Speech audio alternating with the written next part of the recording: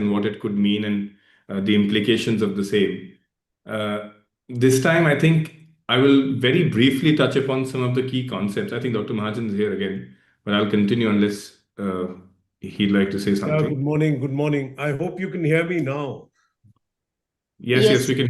So much. And sir, over to you for your opening remarks, and then Mr. Seth Thank you very much, Sarita, and apologies to everyone for this glitch.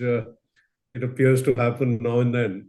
Welcome, Mr. Sen, Ms. Rao, and Dr. Pense, and of course our FICCI team to this second, webinar discussion interaction on the DPDP Act. We had quite a lively interaction last time that we did it with over 330 participants. And even though it was a long 2-hour session, we had most of the people stay on beyond actually the time that was allotted, which shows how concerned everyone in the healthcare sector, both in services, medtech, medical value travel, and allied sectors, how conscious we are of the huge responsibility that is being placed on us through this act. Everyone wants to do the right thing.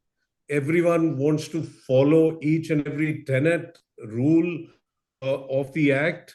And I'm very grateful to our three stalwarts who have taken time out, especially Mr. Tishampati Sen on a working day in the Supreme Court, to take time out.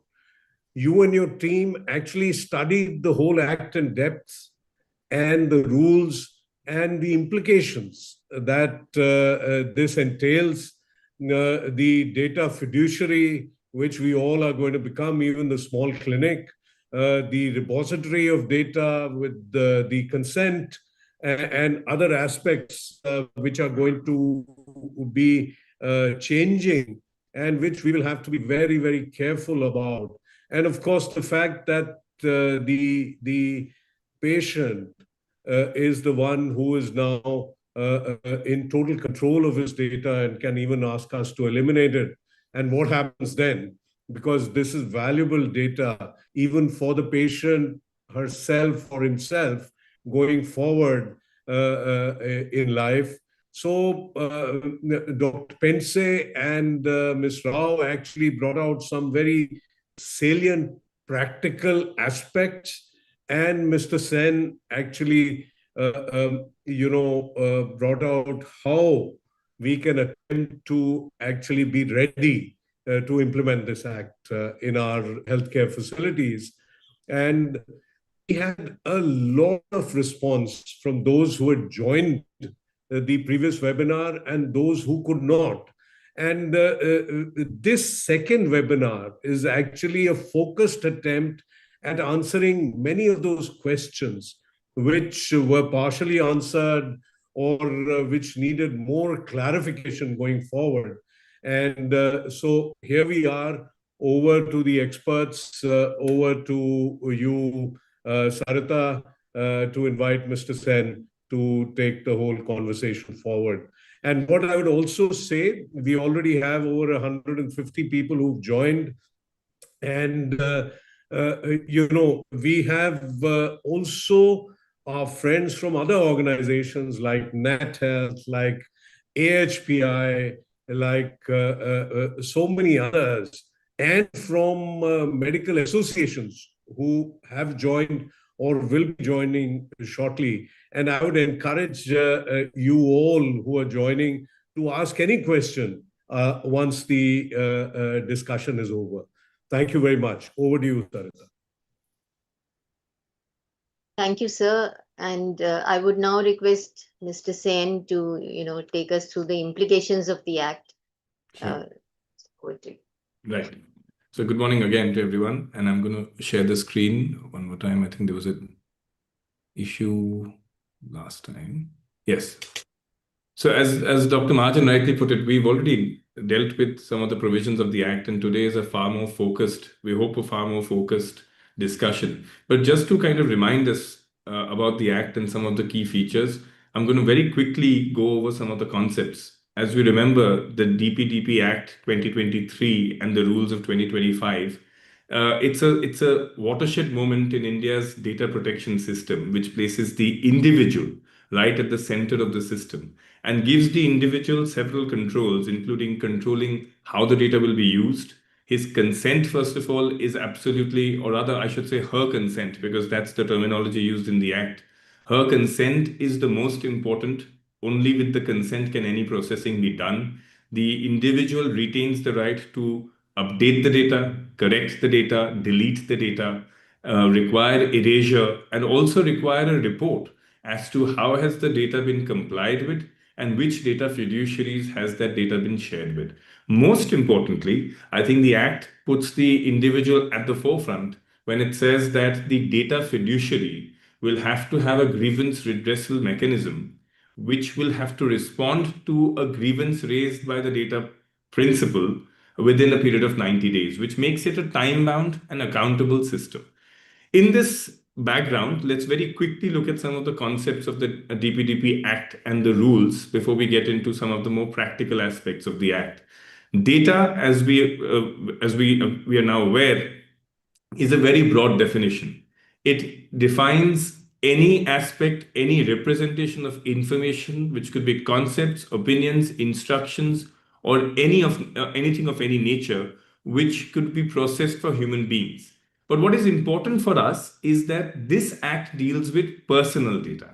And personal data has been defined to mean data, which is very broad, which is about an individual who can be identified by such data. And I think that terminology becomes important as we go along, because it is not only data which is relevant to an individual, but such data from which such an individual can be identified. Therefore, being extended to mean, in our opinion, that when a data is anonymized such that the individual can no longer be identified clearly, that data, that digital data, may fall outside the scope of this act. And that may become relevant as we go along as far as research and other relevant exercises and processes may be important. Data principal means the individual to whom such data, personal data relates. Again, we see that there is an emphasis on an individual. So the DPDP Act is very confined to an individual. And this data could also include children, where it will also therefore automatically bring into account the parent of such a child, or a person with disability, in which case it will involve a legal guardian as well.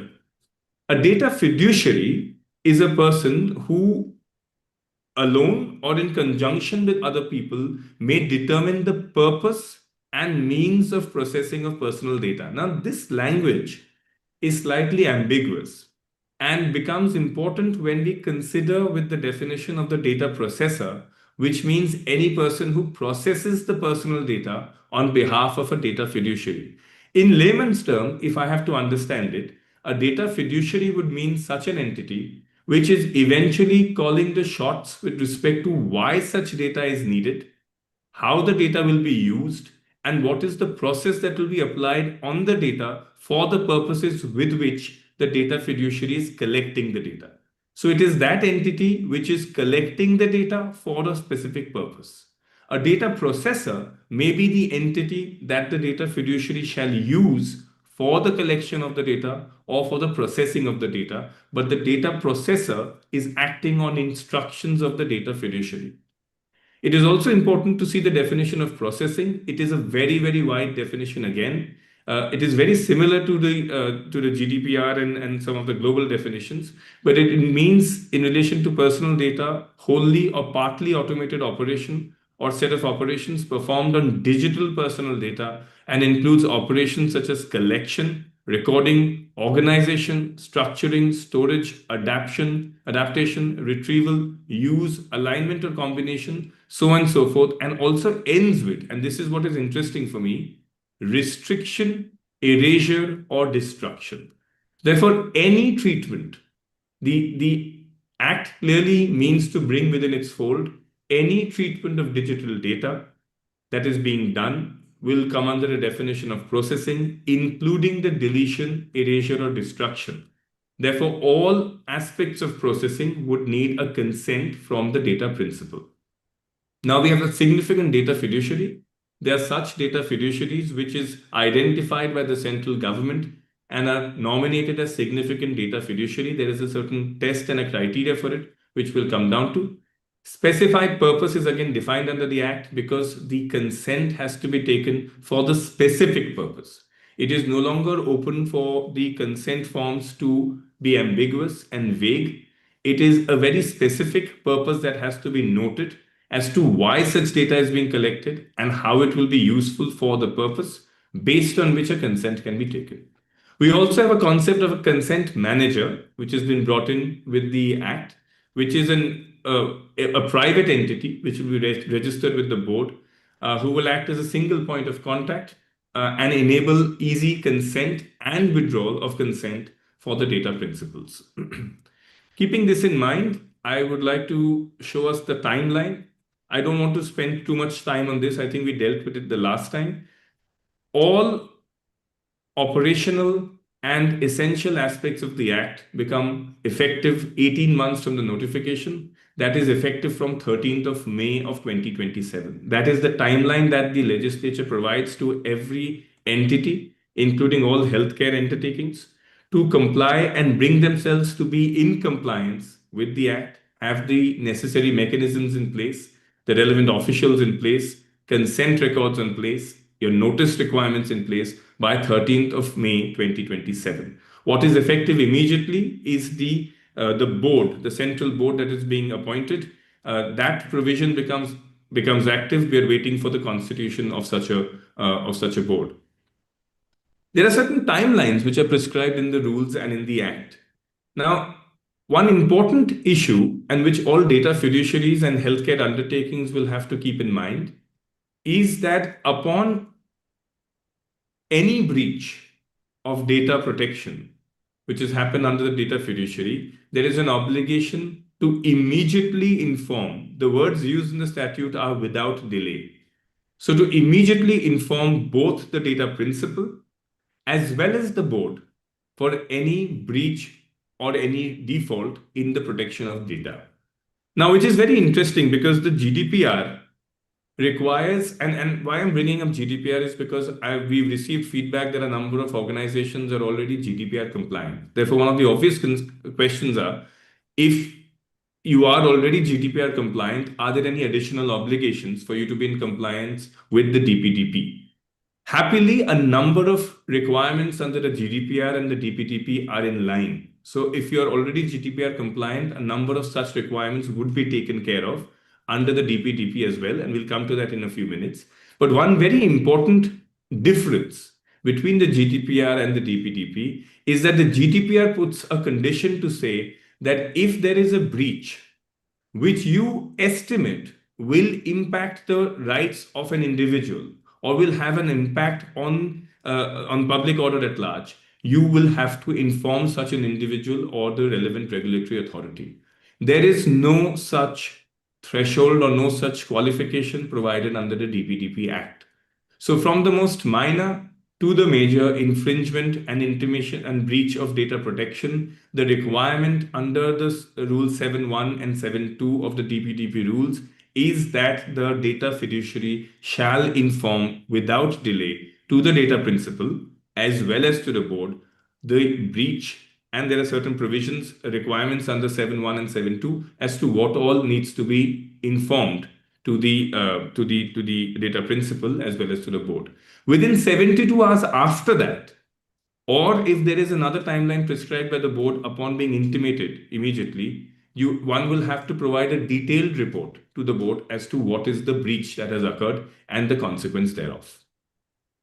There are certain other timelines provided under Rule 8.2 or the third schedule. Once an intimation is received as to deletion of the data, and when you know that the data is no longer being reasonably used, we have 48 hours before deletion of such data, a notice must go to the data principal, and you may retain such logs of communication as well as data for a period of 3 years.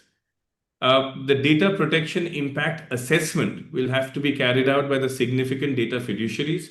That will happen on a yearly basis from the time that you're notified to be a significant data fiduciary. Please note that if you're not a significant data fiduciary, there is no obligation under the Act to conduct a data protection impact assessment. But if you are nominated one, or if your sector is identified by the government to be considered to be a significant data fiduciary, from the date of notification, it will require a yearly data protection impact assessment to be carried out. In terms of, for a consent manager, which may not be relevant for us, a consent manager will have to maintain records of data for 7 years. And as I mentioned, grievance will have to be redressed within a period of 90 days by each data fiduciary. Now, Section 7, I'll go through a few sections before I come to Section 7. Actually, I'd like to just bring your attention, everyone's attention, to the applicability of the Act. And as it's provided in Section 3 of the Act, and it applies to all data that may have been collected in digital form or which may have been collected in non-digital form but digitized subsequently. So any data that is present in your organization in digital form, this Act applies to. Now, the interesting question also was, what happens to data that you've already collected prior to the enactment of this Act? And we had dealt with it very briefly earlier. Where the data has been collected earlier, Section 5 provides that a notice will now go to all such data principals. Happily, the Act gives a window when it says within a time period that is reasonably practicable. Therefore, depending on the situation of the data fiduciary and the number of patients and the number of data principals it has to deal with, what is reasonably practicable has to be determined on a case-to-case basis.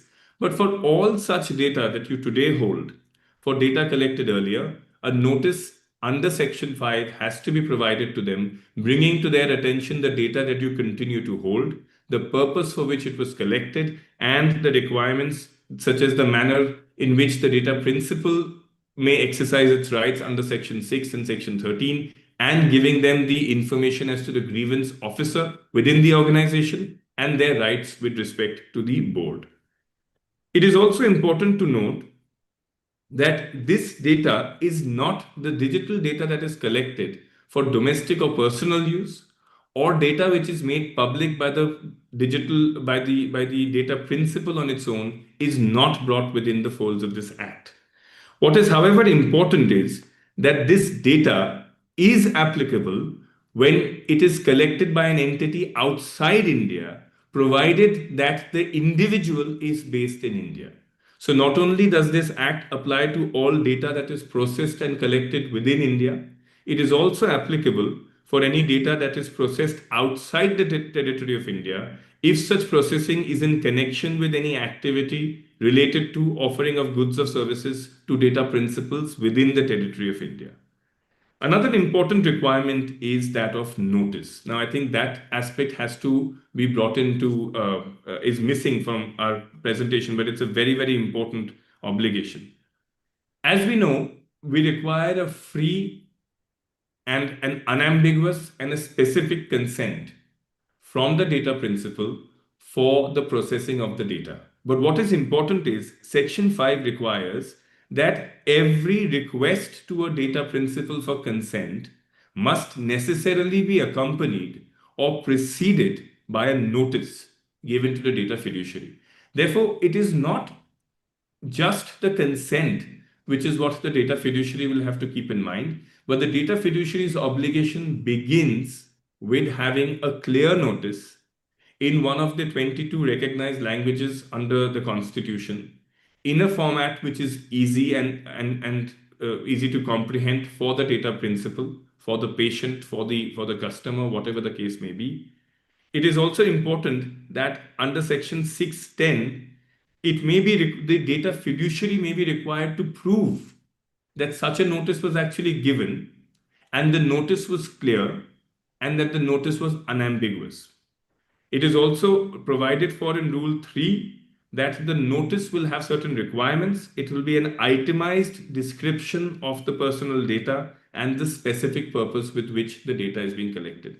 So therefore, a lot of our attention goes straight away to consent and the fact that the consent must be free. But more important, as far as the data fiduciary is concerned, we need to first focus on the fact that the notice has to be clearly drafted, notice has to be specific, and you may have a standardized notice or a mechanism for a notice such that the operation and collection of consent becomes easy.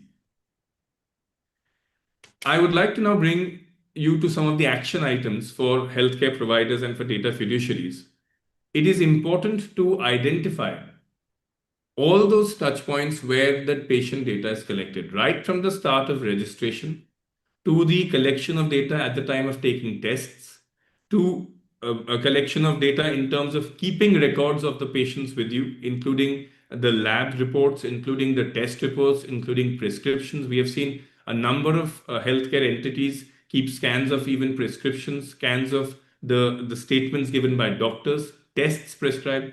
All of that is digital data, and all of that is digital personal data, which is owned by the data principal.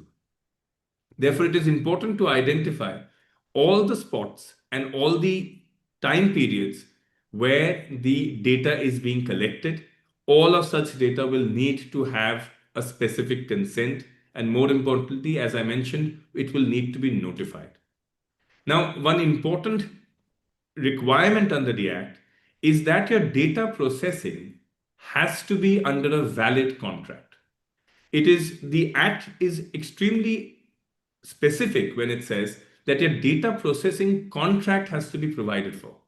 It is not open to you for one to have an oral agreement or to have an understanding with the data processor based on past relationship, based on ongoing arrangements with the data processor. There has to be a specific contract. And why it requires a specific contract is so that safeguards can be built into the contract. One is there is a requirement for the data processor to undertake to build the technical safeguards and ensure that data is protected, because eventually, even if there is a breach by a data processor, the obligation lies with the data fiduciary. In fact, I want to read a portion of the Act, that's Section 8.1, which actually says a data fiduciary shall, irrespective of any agreement to the contrary, or failure of a data principal to carry out its duties provided under the Act, be responsible for complying with the provisions of this Act and the rules made thereunder in respect of any processing undertaken by it or on its behalf by a data processor. This becomes an extremely important provision because the buck lies with the data fiduciary. It ends with the data fiduciary, irrespective of whether the data principal abided by its obligations under the Act, irrespective of whether there was a breach by the data processor or the data principal. It is the data fiduciary which collected the data that is responsible under the law. And I think that's an extremely important requirement that the data fiduciary must keep in mind. Therefore, there is a great requirement for a staff training. The front office staff, the registration staff, the staff which is actually handling the data, which is collecting the data, has to be told about the implications of notice, consent, that the consent, if it is not being obtained, what is the requirement? If the notice is not understood, to be able to explain the notice, to be able to explain the specific purpose to the data principals, it is very important that the staff understands the need to explain the notice, to collect to obtain the consent, and to then treat the data with some amount of importance and priority. Because the consequence of data breach is extremely huge.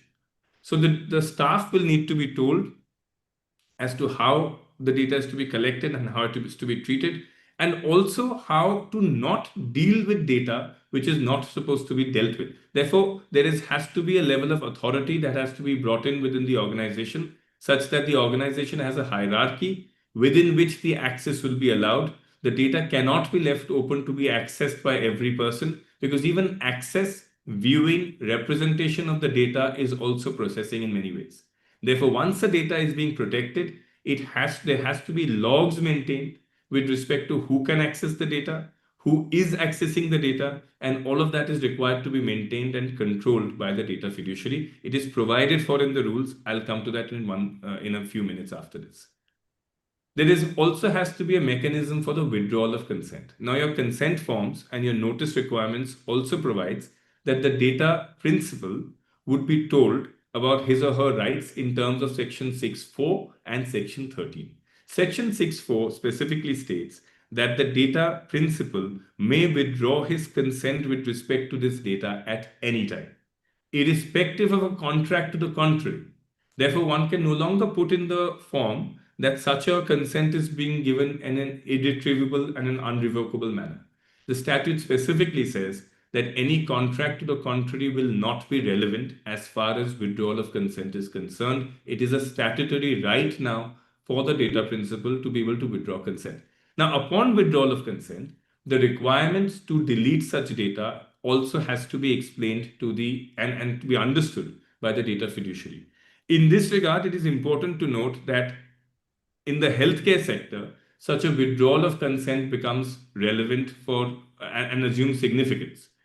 Section 6.5 says that the consequence of withdrawal has to be borne by the data principal, and such withdrawal shall not affect the legality of processing the data based on consent before its withdrawal. Therefore, another mechanism that I think is being adopted by a number of healthcare entities already is that in the notice form, it is already being specified that such data can be withdrawn by you at any time. However, please be aware that this act is not contrary or derogation to the existing law on the healthcare sector.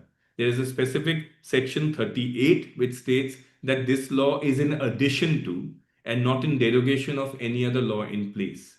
Therefore, if there is a legal obligation on the healthcare entity to maintain data, to continue with the data, maybe for medical legal reasons, for insurance reasons, and if it is statutorily required to be maintained for treatment reasons, then such data will have to be maintained by the entity. However, if it falls in the gap where it is no longer provided for by other law, then such data will have to be deleted. Again, the law uses a term within a reasonable time. Therefore, it has to be deleted within a reasonable time if the data principal chooses to withdraw the consent. And it is important to state in the notice that the data principal must be aware that any consequence of such withdrawal of consent will fall upon the data principal. An example was cited to me by a healthcare entity a few days back, where they said that we maintain a data of who is allergic to what kind of medicines, who has a specific medical condition which may be relevant when they come in the next time. Now, if they ask for the erasure of such a data, every new entry, every new registration, every new visit will have to be treated as the first visit, when all this data will have to be collected over and over again. And the data principal will have to be told about this. And it has to be made clear that when you come in, information that may be relevant to your treatment, if it is deleted, we cannot be held liable for you having disclosed it a previous time. So the notice mechanism has to be made more robust. It may increase transaction time. I actually don't see how it will not increase transaction time. It certainly will. So methods and methodology will have to be adopted, where maybe a standard consent form as standardized between hospitals, between entities as possible should be made, such that it is clear across the bar that these are some of the standard notings which will be there in the notice with respect to deletion and with respect to specific purpose. There also has to be a clear procedure set up by data fiduciaries for when a notice is issued by the data principal through a consent manager or by itself for correcting inaccurate data, for completion of incomplete data, updation of personal data, then those steps will have to be taken. The law actually again requires that when there is any request made for the data to be updated, such data will have to be updated forthwith. Now, an interesting point is that a data protection officer has to be appointed, but by a significant data fiduciary. Therefore, the law today does not require every data fiduciary to appoint a data protection officer. Only those entities which are recognized to be a significant data fiduciary, and there are no notifications as on date by the government which would identify any specific industry or any specific kind of data fiduciary to be a significant data fiduciary. Only the significant ones are required to have a data protection officer in place. However, I don't think it does away with the requirement of an officer appointed for dealing with data protection issues. Because the law, if I may read it, just certain provisions of the law, it becomes interesting. It says that the intimation shall be given. I'm so sorry, just give me 1 minute. Yes, it says the data protection officer, this language is used in the law in several sections. And it says that the intimation shall be given to the data principal with respect to the data protection officer, if applicable, or a person who is able to answer on behalf of the data fiduciary the questions of the data process, the data principal. Now, this is an interesting provision for me. Why? Because on the face of it, it seems that not every entity, for example, a small clinic or a sole practitioner or a small entity which may not fall under the definition of a significant data fiduciary, may not on the face of it be required to appoint and employ a data protection officer. But once the law says the data protection officer, if applicable, or a person who is able to answer, clearly the organization structure will need to accommodate such a person who will be responsible to the data principals, irrespective of the size of the data fiduciary, to answer questions and to give answers and give comfort to the data principal with respect to the data collected, the processing applied, and the steps forward. That becomes an important criteria which the law lays down.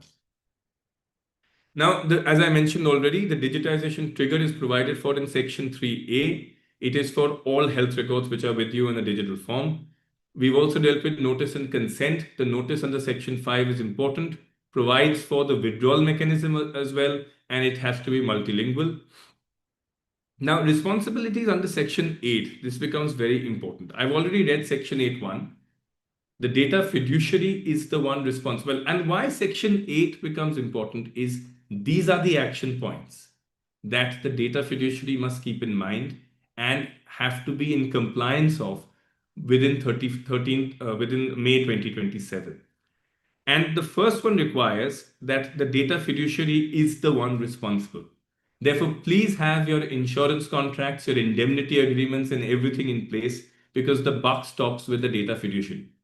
You may have a breach by a data processor. You may have a breach which is contributed to by the data principal, but the Act recognizes the data fiduciary to be the one responsible for data that it has taken in its custody.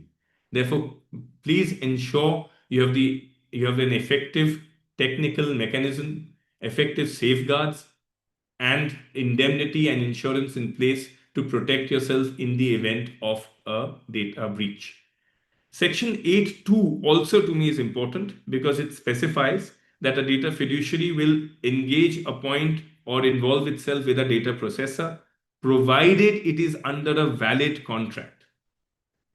The other provisions which are responsible is data, again, subsection 3 of Section 8 requires that when a personal data is processed by a data fiduciary, which you are now transferring to some other data fiduciary, which may be disclosed to the data principal, it is the data fiduciary which will have to ensure that the personal data is accurate, complete, and consistent. Now, this is an important requirement again, because the data that is being collected is from the data principals.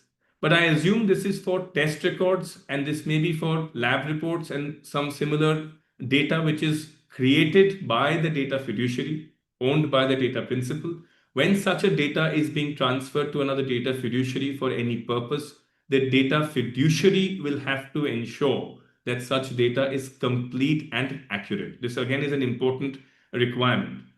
Subsection 5, as you will see safeguards on the screen, this subsection 5 requires that the data fiduciary shall protect the personal data in its possession and control, including in respect of any processing undertaken by it on behalf of a data processor, by taking reasonable security safeguards to prevent data breach. Therefore, it is no longer okay to outsource this responsibility on a data processor, no matter how reputable they might be. It is the data fiduciary which has to ensure that there are reasonable security safeguards in place. Of course, this could be by taking an undertaking by the data processor that they use the highest form of security measures to protect the data. But the obligation lies on the data fiduciary to ensure that the data processor has put in place the effective security safeguards measures. Now I'll go straight away to subsection 6. It's, as I've stated earlier, in the event of a personal data breach, the data fiduciary shall give the board and the affected data principal intimation of such breach in such form and manner as may be prescribed. This is on a without delay basis, as is provided for in the rules, and becomes very relevant because any breach requires an intimation. There is a consequence of non-intimation, which the board can impose penalties on. So it is not only a tick mark and a safeguard measure. It is a requirement under the Act which has a penal consequence. Any single data breach requires the data fiduciary to inform the patient, the data principal, and the board. I am hoping that the legislature, as we go along, will understand that for healthcare sector, it becomes extremely oppressive and onerous, and maybe not just for the healthcare sector, for every industry, that for even a minor breach, which may have no impact on the confidentiality and the data protection of the data principal, such a requirement to intimate the data principal and create panic and the board may be done away with. Maybe there will be thresholds and a qualification criteria. But as on date, every single breach has to be informed by the data fiduciary. As I mentioned under 8.7, anytime that there is an intimation for erasure, the data has to be erased as soon as it is reasonable. And if the data is not being utilized, again, it has to be erased. Now, one aspect which we had dealt with on the last time, and I think becomes relevant for us to deal with again, is that the definition of processing involves within itself the words destruction, erasure. To me, and again, I'm qualifying this statement of mine by saying that this could be a hyper-technical reading, but erring on the side of caution, erasure and deletion of data is also within the definition of processing. Now, for any healthcare undertaking, today, for example, you may be under an obligation to maintain data for 3 years and may choose to delete it thereafter. You will need the consent of the data principal to delete the data as well. Therefore, again, in the notice form, it may be relevant to delineate at this stage itself that if the data is not being used for a period of X years, if we have maintained the data for a period of X number of years in requirement of any law, we will thereafter assume, or you are therefore giving us direct and specific consent that your data can then be deleted by us. Without such a consent of the data principal, I would not advise deletion in terms of how data processing has today been defined under the Act. Now, the significant data fiduciary, there is no notification today. But the classification criteria provided under Section 10(1) is that the government may appoint or may nominate or notify rather certain data fiduciaries to be significant data fiduciary based on the volume of data that is being processed. It is also relevant to consider the nature of data, that is whether it is sensitive, and the risk it may have to the sovereignty, integrity, and electoral democracy. Being the healthcare sector, I think it is safe to assume that most of the healthcare sector, especially large hospitals, will definitely fall under the definition of significant data fiduciary, both in terms of the volume and the sensitivity of the data that is being handled. Therefore, it might be a good idea for a lot of us in the healthcare sector to start planning to comply with the requirements under Section 10 and become a significant data fiduciary. The requirements in brief are that one will have to appoint a data protection officer. However, as I mentioned earlier, there is a requirement to have an administrative person in charge for the data protection, even if you're not an SDF, and therefore this administrative requirement may be a good practice to begin with, even if you assume that you won't fall under the definition of a significant data fiduciary. It is also important to have an independent audit by appointing an independent auditor to verify compliance with the Act, and as I mentioned, to conduct a data protection impact assessment periodically once every year from the date of notification. Now, as I mentioned, it is important to understand who is a data fiduciary versus a data processor. Why it becomes relevant is, for example, in the insurance sector, one may be collecting the data for the purposes of a data fiduciary. One may be required to collect data to cull out the necessary information and to provide the data fiduciary. The entity collecting the data and processing the data to provide this information to the data fiduciary may run the risk of also being considered a data fiduciary. It may also run the risk of becoming a significant data fiduciary if volume becomes an aspect which the government considers to be relevant to determine who will be a significant data fiduciary. This is where it is important to identify whether the role that you're performing is that of a data processor or whether you actually are a data fiduciary. And a good rule of thumb is, do you take the decision with respect to what data is being collected, how it is to be processed, and when I say processed, what kind of information are you culling out from this data that you've collected? How is that information being treated, and who is it useful for? If you're the one taking the decisions with respect to the data, if you're the one collecting the data for a purpose that you will be performing, and if you are directing what information is to be collected and in what manner it is to be stored, chances are very likely that you are a data fiduciary. If you're acting on behalf of anybody else, it may be possible for one to argue that you're only a data processor and therefore having very little liability with respect to the act, as well as with respect to being termed a significant data fiduciary at a later stage. Now, before I come to GDPR, there are certain other provisions which I thought were relevant and which I would like to bring to your attention. One important aspect, and I'll bring straight away to Section 17 of the Act. Section 17(2) of the Act says that the provisions of this Act shall not apply in respect of A, and it deals with the government instrumentality, which we are not concerned with at this stage, and B, it says it is necessary for research, archiving, or statistical purposes if the personal data is not to be used to take any decision specific to a data principle, and such processing is carried on in accordance with such standards as may be prescribed. Therefore, nothing in this Act, in terms of Section 17(2)(b), seems to be applicable for research, archival, or statistical purposes. Now, there are 2-3 aspects here. One also has to read this along with Rule 15. It is Rule 16, which says that the provisions of the Act shall not apply to processing of personal data necessary for research, archiving, or statistical purposes. So the Act makes it very clear. Research, statistics, and archival purposes, the requirements of the Act are not relevant. It is also important to note that a good way of maybe avoiding some of the tenets of the Act is if one can effectively anonymize the data such that the individual is not identified from such data.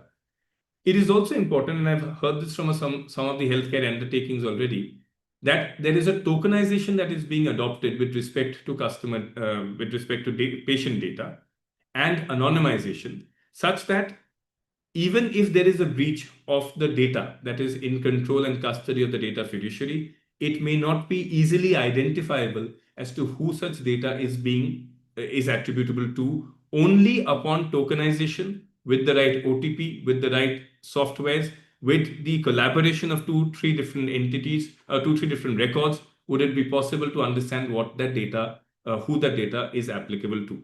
There are mechanisms that are already in place, and I think the Act also provides for it.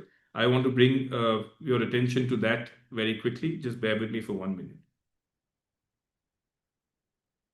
The provision under Section 8 and several rules, especially Rule 6, and it is very important as to the terminology of Rule 6 of the GDPR rules. And I'll just read the heading. It says, a data fiduciary shall protect personal data in its possession or under its control, including in respect of any processing undertaken by it or on its behalf by a data processor, by taking reasonable security safeguards to prevent personal data breach, which shall include, now the next words are very important, which shall include at the minimum, and then it goes on to state about 7 such safeguards, which the law today considers as reasonable security safeguards. Now, what is important is, because of the terminology which shall include at the minimum, my reading is that each of the requirements and each of the reasonable security safeguards provided for in Rule 6 are required to be implemented by every data fiduciary. Now, usually the law ends with the words which shall include. And there are a number of judgments which go on to state that the words shall include is an exhaustive, is an inclusive list, which means you may choose to do any of the above, some of the above, and other practices. But by putting in the words shall include at the minimum, this is the lowest threshold, the minimum standard which every data fiduciary, irrespective of the size, unfortunately, will have to ensure they have in place. And some of these include appropriate data security measures such as securing of personal data through encryption, obfuscation, masking, and the use of virtual tokens, appropriate measures to control access to the computer resources, visibility on the accessing of such personal data through logs, and so on and so forth. I think Rule 6 is important for every data fiduciary to go through and for your data protection officers to be absolutely compliant and comfortable with. As I mentioned, with respect to DPDP Act as well as the GDPR, there are a number of concepts which overlap and which are absolutely ad idem. The one big difference is the requirement to notify. And I can't stress this enough because it is very, very important to notify upon the breach. There are penal consequences for not being able to notify a breach, and there is no threshold standard today. An important aspect in the consent forms, which becomes relevant also, and I should have dealt with it when we were dealing with the consent form, is the Act and the rules require a separate consent to be taken when there is a child or a disabled person. Now, for a consent form for a child, the law requires a consent shall be provided by the parent. But the law does not require the healthcare undertaking, or the data fiduciary rather, to ensure that the adult is a parent. The law is silent on that.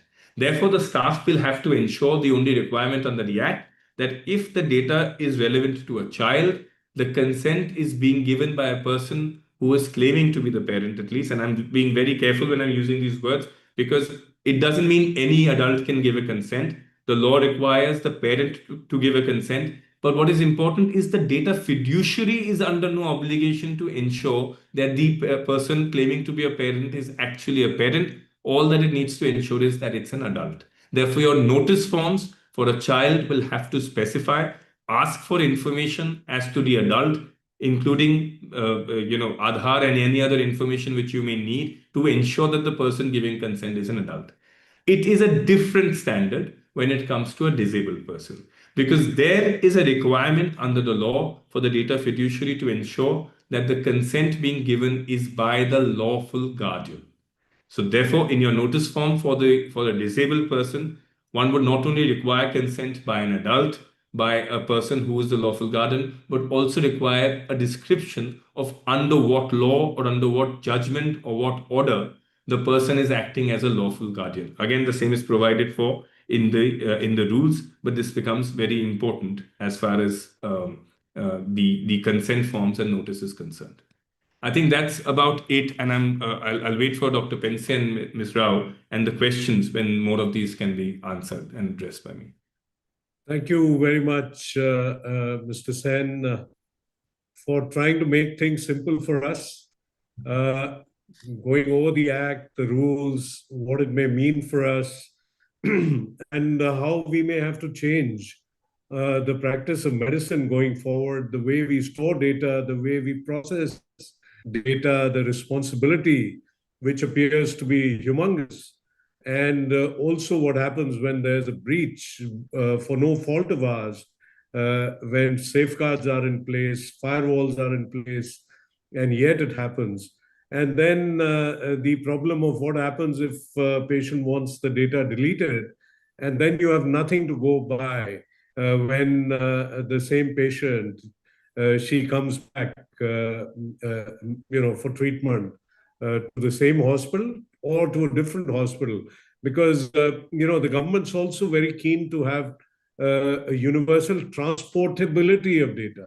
So even if I went to hospital A for my first problem, and then I go a year later to hospital B, the government so desires that there should be data transportability also, and where that will fit in, and who then becomes responsible, how do you transfer the data? These are all things which will need to be addressed going forward. And for that, I think we have someone who's been in the thick of things in hospitals, Dr. Narayan Penze, who is going to, take us through what should be the approach, what are the practical issues, how to go about the, following this act and its rules, both in practicality and spirit. So letter and spirit, as it says. So over to Dr. Pense, take us through. And then, he's also going to have one of his data protection officers come on board and share some of his practical wisdom and knowledge after him.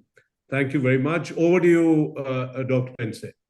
Thank you. Thank you so much, sir. And thank you, Tishampati, for the excellent, recap and also covering the responsibilities of the data fiduciary and data processing, etc.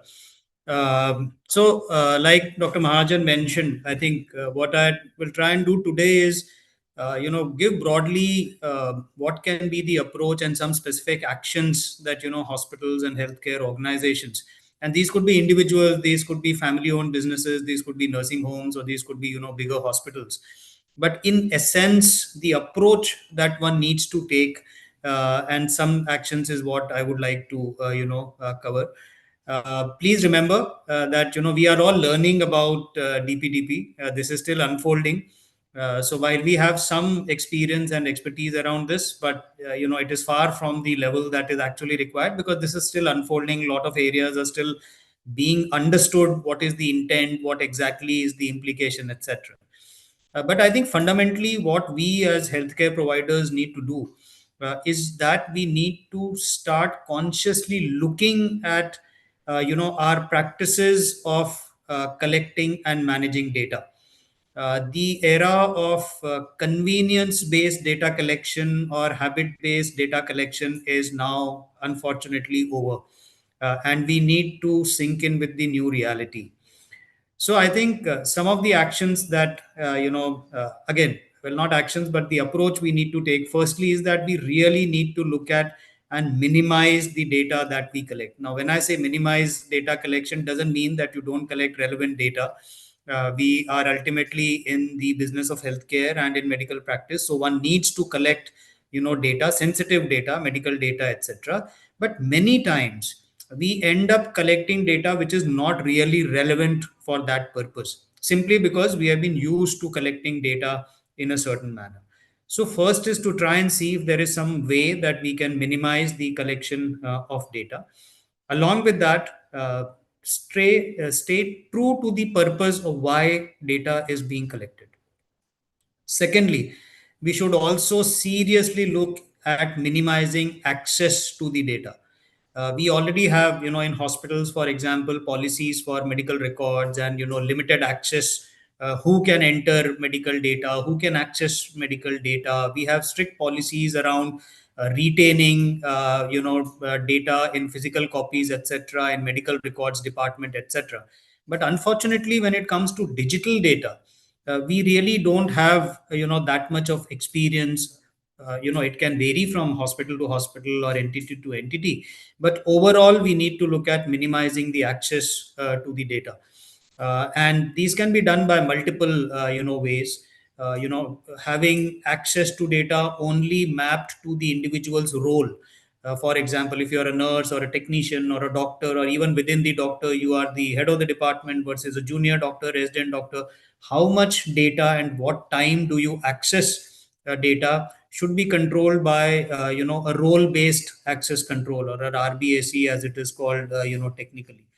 Similarly, attrition is a reality of life in healthcare, and many times systems have loose controls. People have exited organizations but still have access to the old data, etc. So these are practices which, again, one needs to seriously look at. The third is to minimize sharing the data. We are in the habit of disseminating reports, including all kinds of personal data, sensitive data on WhatsApp groups and everywhere else. So we need to really look at minimizing our sharing of data. Of course, one does need to share data for medical reasons, for informed decision making, for continuity of care, etc. But we should only look at sharing essential data, and that too only with the relevant people, and most importantly, only sharing it on secure channels. We also need to minimize our storage of data. Logically, that would be the next step. Once you have collected data, you need to store it, but store it safely, securely, and only store it till the period that you require. Of course, the element of consent, and I'm sure there will be a lot of deliberation in subsequent sessions also specifically on consent, so I'm not going to go into that. What we also simultaneously need to do is we also need to control the way we manage the data. And that's where the element of IT comes in. Now, one important thing here is that data protection is everybody's responsibility. It is not the responsibility only of, say, the CEO or the medical superintendent or the IT head or even the data officer for that matter. It is something which needs to be built into the daily operations of the hospital or the healthcare organization. So robust IT security policies and protocols. Tishampati already talked about the importance of regular audits to look at where the gaps could be and to plug them.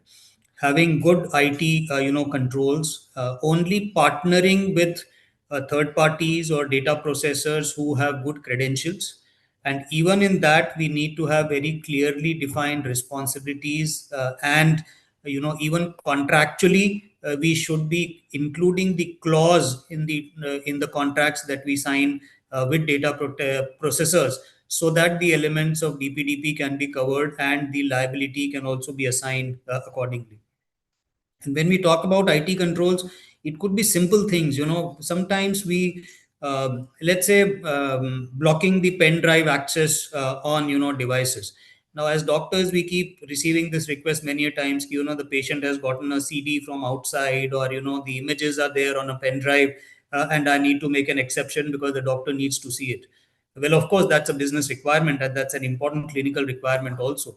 But is there a safe way of doing it rather than increasing or introducing the risk of a breach simply because it's a convenience based practice, because there is a big doctor who is used to doing things in a certain manner and expects the same to continue? Unfortunately, these bring in a lot of risk and the possibility of breach. So really, these kind of practices are need to be restricted or blocked, and there are ways and means to do it. It's not that you have to deny the doctor that I'm not going to give you a pen drive access.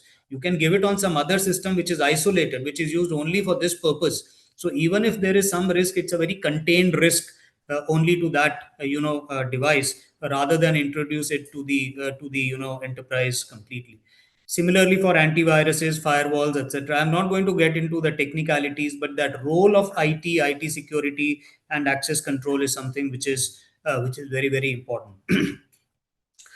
We talked about briefly last time also, and today also I touched upon it, is where we as healthcare providers, we get into arrangements with data processors. These could be our partners, these could be third party or outsourced partners with whom we work. Now, having very clearly defined policies and contracts with them, which includes what kind of data will be shared, including specifically the data fields, where that data will be stored. Preferably, if possible, it should be stored under our own control rather than it be ported out of the organization's domain. What kind of storage security will be there? What will be the retention period? How will the data be de-identified? There are various ways of de-identification, and we should go for the best one if possible. And for how long the data will be retained and purged, and how will it be confirmed that the third party has purged the data? Again, these are from a legal liability and from a risk management perspective. Coming to some of the specific actions that hospitals and healthcare organizations and individuals can or rather should take. I think the first step is that we need to familiarize ourselves with DPDP. and some of the terms, terminologies, and sections, including data fiduciary, data principal, data processors, etc.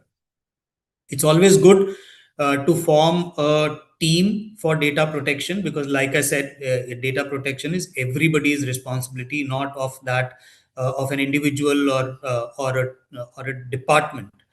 um, we should feel free and seek expert guidance. I mean, forums like these, and there are other agencies, organizations also who are already actively working in this.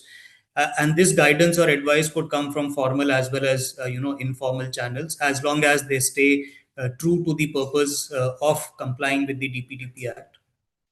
Creating awareness, particularly at the shop floors where doctors, nurses, technicians, administrators, everybody is working. uh, Creating awareness amongst them about the importance of data privacy, especially data which can help identify patients. Unfortunately, in medical records and all, we need to identify patients by using at least two identifiers. Now, typically, it would be the name of the patient and the UHID or whatever the MRN number that we use in the hospital. So patient name has to be there in almost all pages of the medical records, on the sticker labels that we use. That becomes a patient safety and an accreditation requirement. But does that need to be shared in all the reports all the time with all the people? Again, this is something which we need to look into, and some of the actions can start with doing a gap analysis or a baseline assessment of your own practices, and seeing, hey, I'm collecting this data, does it really need to include data which is identifiable at all times? It will also help. All this needs certain budget, needs certain money, so that provision needs to be made within the hospital, within the organization also. And that's, again, sometimes these small things get missed out in the larger discussions. Of course, there are challenges, and there are still things that we still need to think about. Fundamentally, when a patient enters a hospital or a clinic, there is an unwritten therapeutic contract which is there with the care provider. So that, of course, and the relationship between the clinician and the patient and the information seeking trumps, the requirement overall for data collection. But once you've collected the data, whether it's in electronic form or scanned documents or any other form, we need to handle it with care. And we already talked about some of the approaches that we can take for these. Unfortunately, when it comes to medical records, clearly defined retention guidelines or norms are not easily available. There are specific parts, for example, transplant cases, MLC cases, etc. But in general, how long to record, save and routine inpatient record does not is not defined very explicitly in any particular law or statute. So we collectively need to look at these practices and also come out with guidance. I'm sure FICCI is going to take up some of these areas in detail and help organizations build up their compliance. And that's something which probably is tasked for FICCI and similar organizations to look at. So I'll stop here. And what I'll do is I have the pleasure of having my data protection officer, Mr. Anand Vivek from Fortis Healthcare, who is also here. I'll ask him to use as a DPO. What are some of the things that one needs to look into, or what are the responsibilities? Maybe just for the next few minutes. Over to Anand, please. Thank you, Dr. Bensai, and thank you all for the opportunity. Welcome, Anand. Welcome, Anand. Let me just butt in. Thank you so much for joining. And you are the man on the spot. Till now you are having a nice time. Now, for every little problem also, your phone's going to keep ringing. So your responsibility is going to increase manyfold. And maybe your team is going to increase manyfold. So thank you for joining, and over to you. Thank you, sir. Thank you for the opportunity, and very true about the phones ringing. Okay. I will stick to some of the issues that I faced while working with various teams and trying to achieve or part achieve compliance as we go. Because Dr. Narayan and Mr. Sen have done a vastly superior job in explaining the complexities and the act. So yeah, So the first thing when we look at is that, the best way to comply with the law is to not come under its purview, is the view I generally take. And the three strategies that generally help us in this particular thing is that if you do not require that data, delete, purge. If you need it, but you can work with an anonymized format of the same, anonymization is your best friend.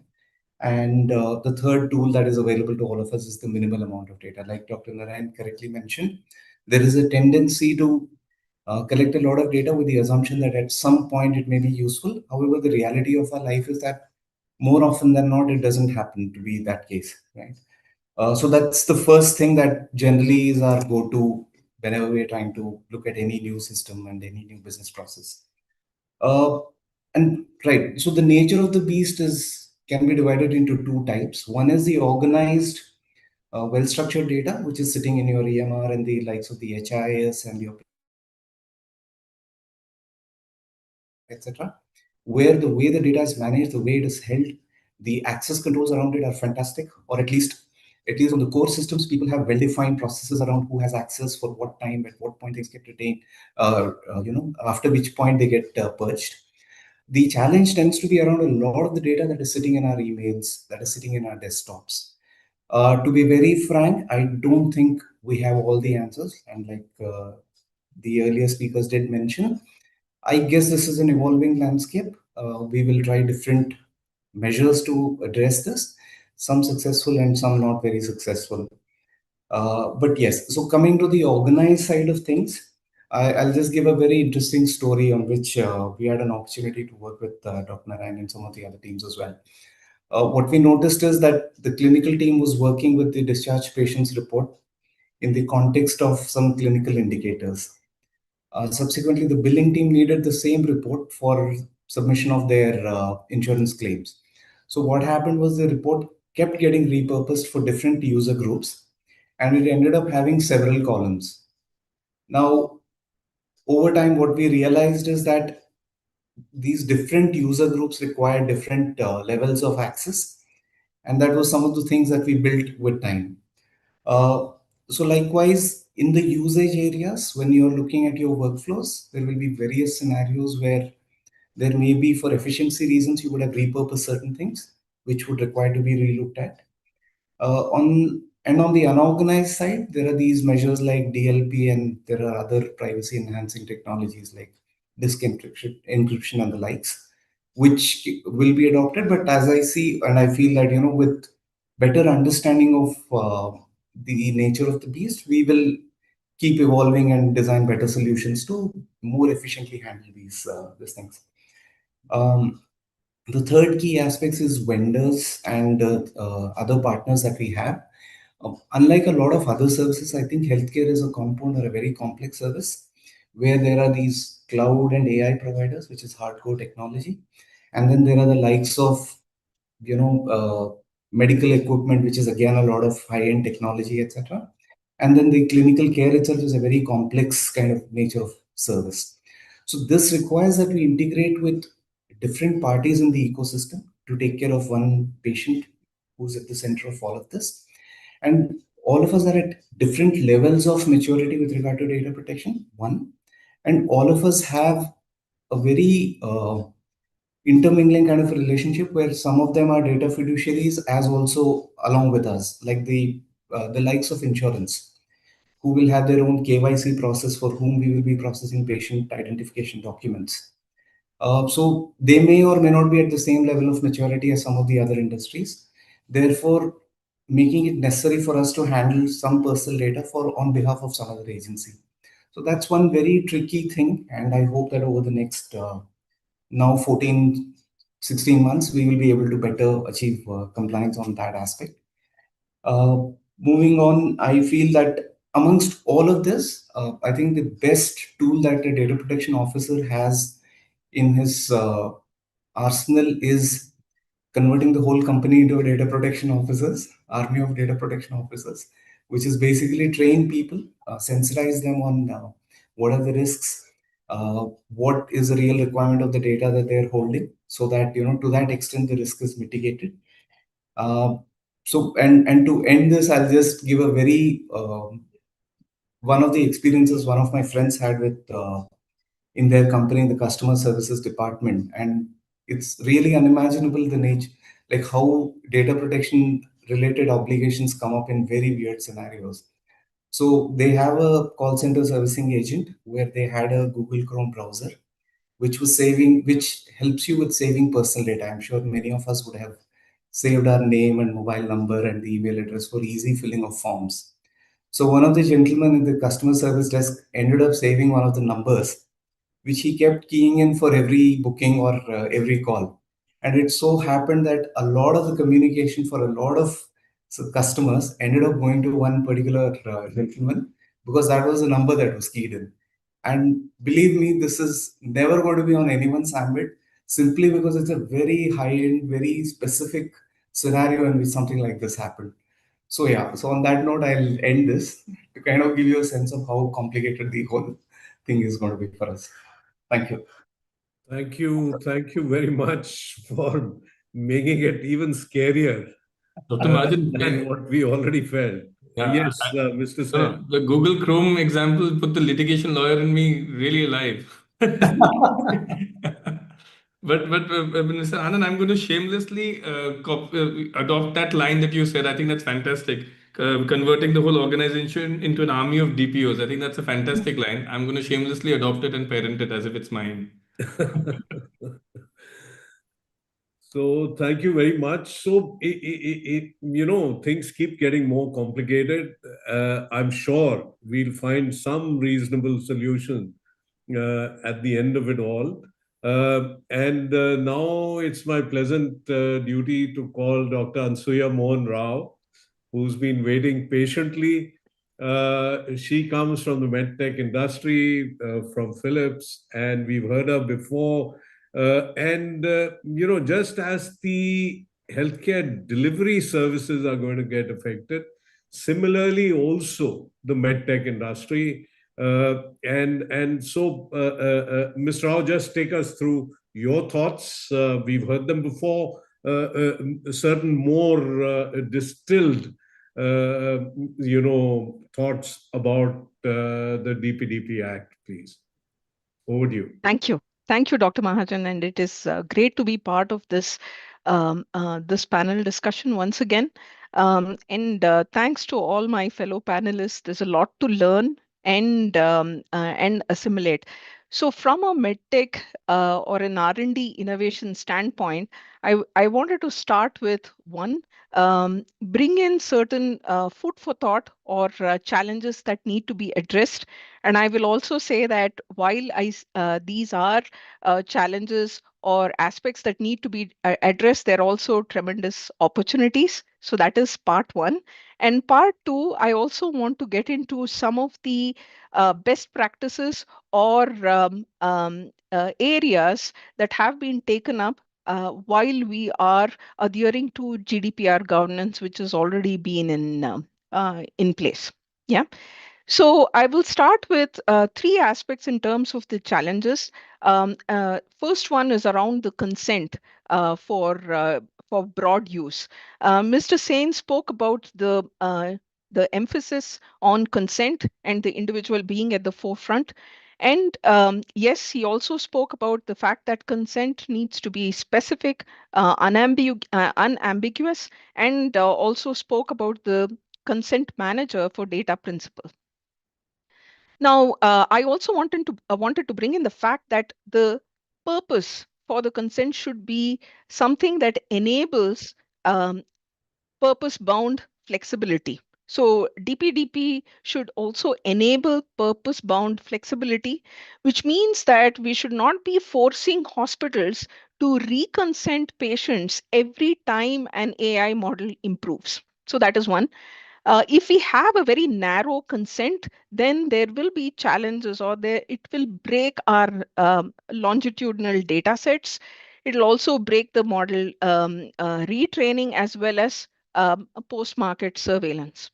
So what I also want to bring in from a GDPR standpoint is that it allows broad consent for scientific research under recital 33. And as part of this, it also recognizes that specific purposes may not be fully known at the time of the data collection. Now, having said that, having a broad consent also comes with a responsibility of a strong governance. So, this is one part around enabling consent for broad use, especially from an AI innovation standpoint. Now, the second aspect is around cross-border usage. It is very nice to understand that DPDP moves away from blanket data localization. It allows cross-border transfers to notified countries, something that we learned last time in the panel, in the discussion. And this is only positive because it positions India as a trusted data partner, enabling global collaboration. Now, on the same token, I also want to bring in some compare and contrast.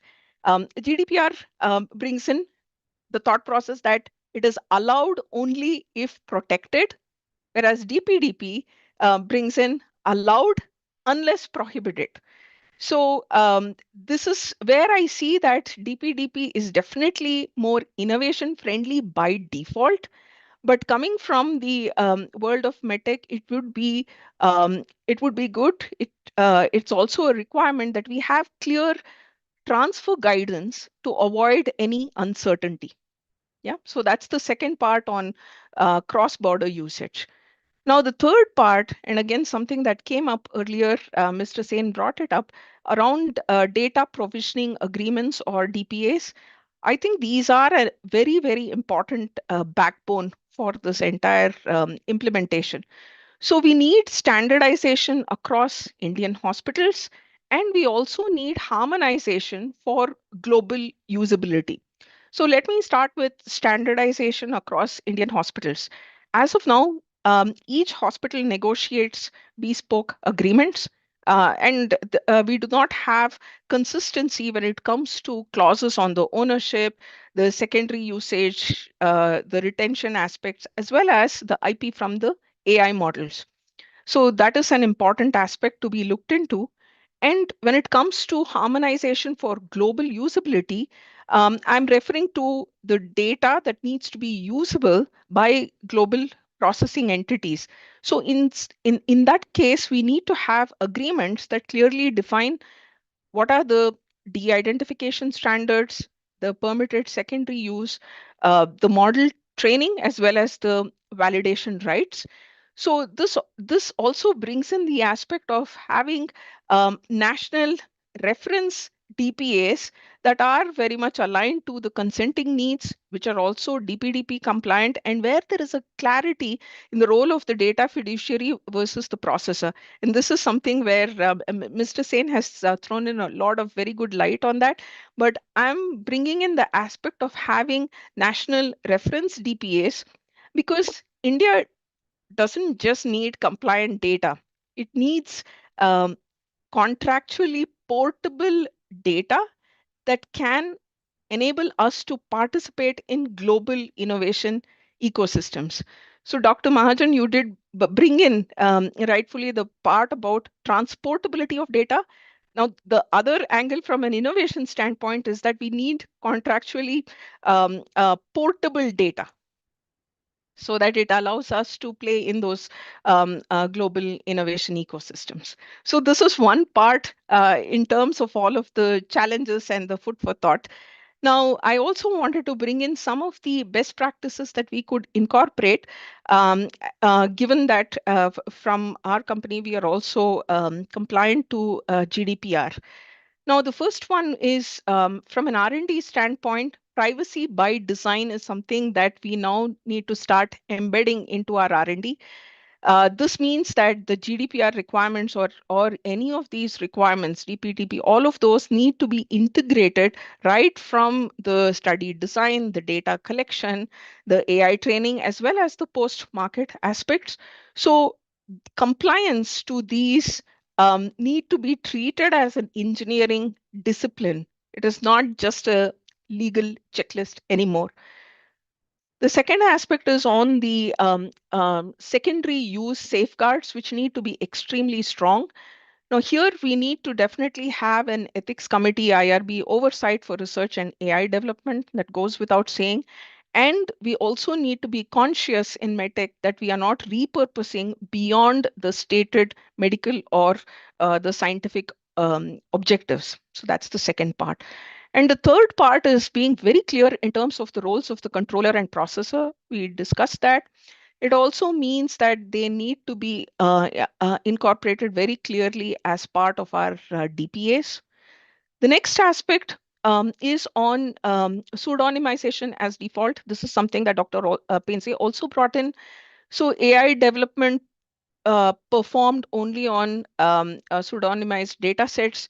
And we also need to be very clear about re-identification, as well as the audit logs need to be in place for all of the access as well as the linkage activities. Another important practice for us in R&D would be data minimization.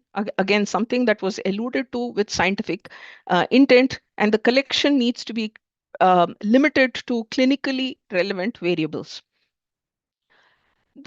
I'll just dwell in very quickly on 2 or 3 other aspects. I spoke about the cross-border data transfer. Again, contracts or standard contractual clauses will become the backbone where we have very clear impact assessments for transfers as well. And there also needs to be a strong life cycle governance for AI systems, because we need to also monitor um, on an ongoing basis model drift as well as bias. So we also need to look at how we can refresh the data sets, and also look at how we address post-market surveillance. Last but not the least, 2 important aspects is to have a robust documentation culture. It's going to be very important for us to have DPIAs, the impact assessment for AI, as well as some of the high risk processing that we take up as part of R&D. And above all, we need to have that regulatory first mindset. So I see that compliance to DPDP, GDPR will position us in medtech as an enabler for faster approvals. So these are some of the aspects that I wanted to share, starting with challenges, which are also opportunities, and second part being some of the best practices that we will have to start adopting more and more. Thank you. Thank you so much, Ms. Rao. You've really brought out certain other aspects, especially related to product development, software development, AI, cross-border sharing of data. Before I go back to Mr. Sen and open it up, one quick question. Are the standards that GDPR, GDPR in Europe entails, when we are sharing data from, say, our country or co-developing a product, are we using a different kind of system? Are we more lax, or are we using the same kind of checks and balances that are entailed in GDPR?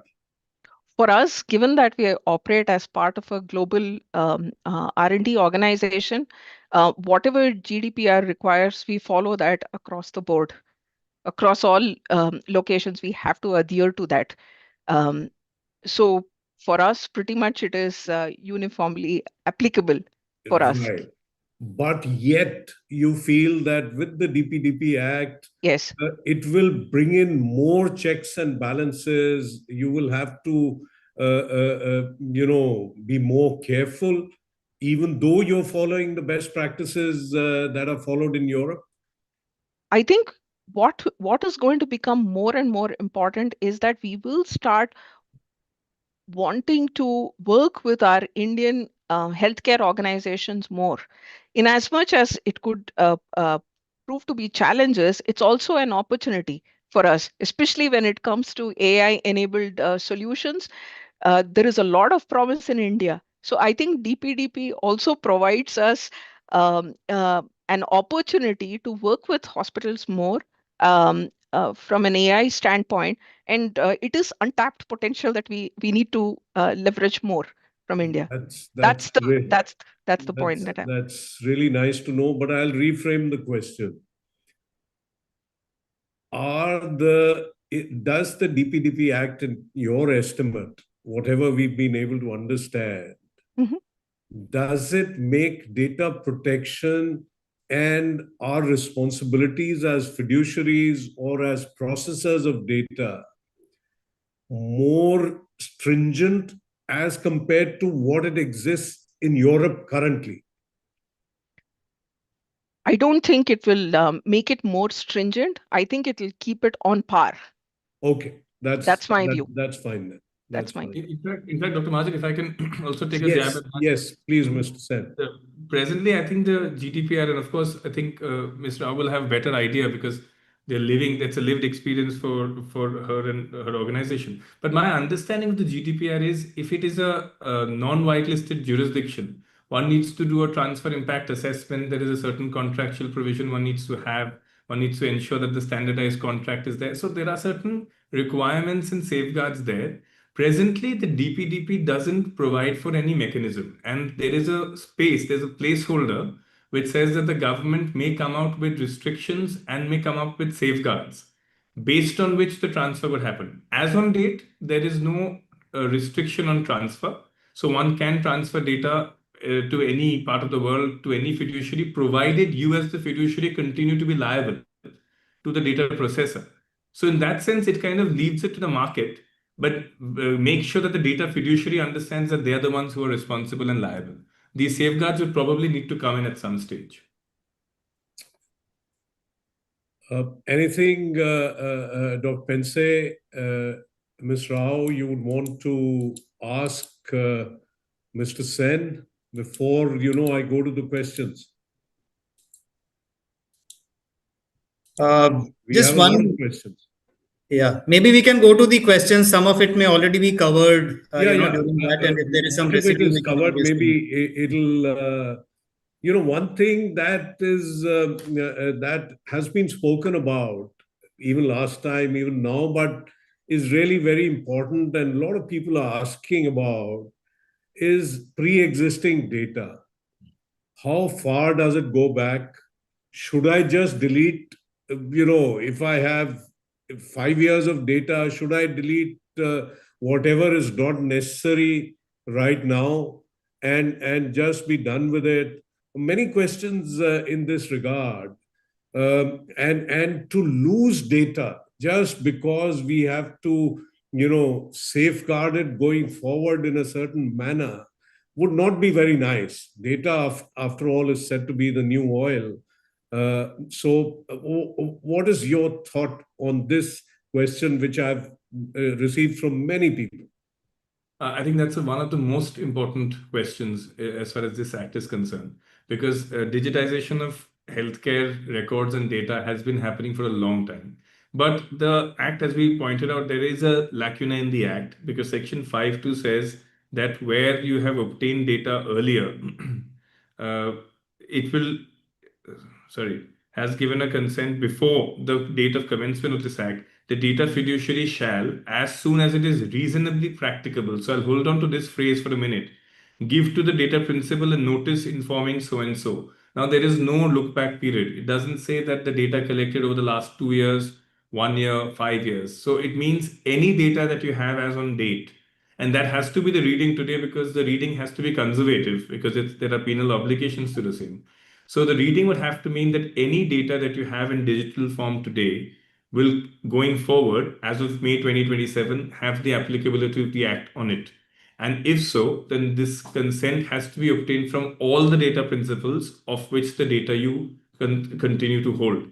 Now, the only room for comfort is the words reasonably practicable. So if it is not reasonably practicable to find a certain data principle, to know where they moved to, etc., one can maybe do away with the notice. But I mean, as far as the act is concerned, I really think a threshold period has to come in. Some sort of a ceiling will have to be brought in by the legislature to determine how many years back is there going to be a look back period. Ideally, it could be prospective. It should be prospective, but this section Actually, the problem is this section makes it very clear that the legislature intends for it to apply to all data that you've collected. And it does make sense because you may have data today which you may want to misuse, knowing that, okay, I need to only get into it from May 2027. If we speak in the healthcare alone context, Yes. then it starts making sense to maybe have it prospective or maybe 1 year of prior data. Whereas when one talks of fintech or all these, delivery platforms and all that, then probably, this thing starts, because whatever data you have, a little will change the addresses and all that. Whereas here we are talking of actually personal healthcare data. And that's where the problem is, that for the Blinkets of the world, you just have to have the phone number, the name, and the address, and that's it. So that's hardly any data as things stand. Whereas for us to have a patient data of scans, of treatment, of blood tests, it is humongous. So now, what again? Just a follow-up question which has been asked.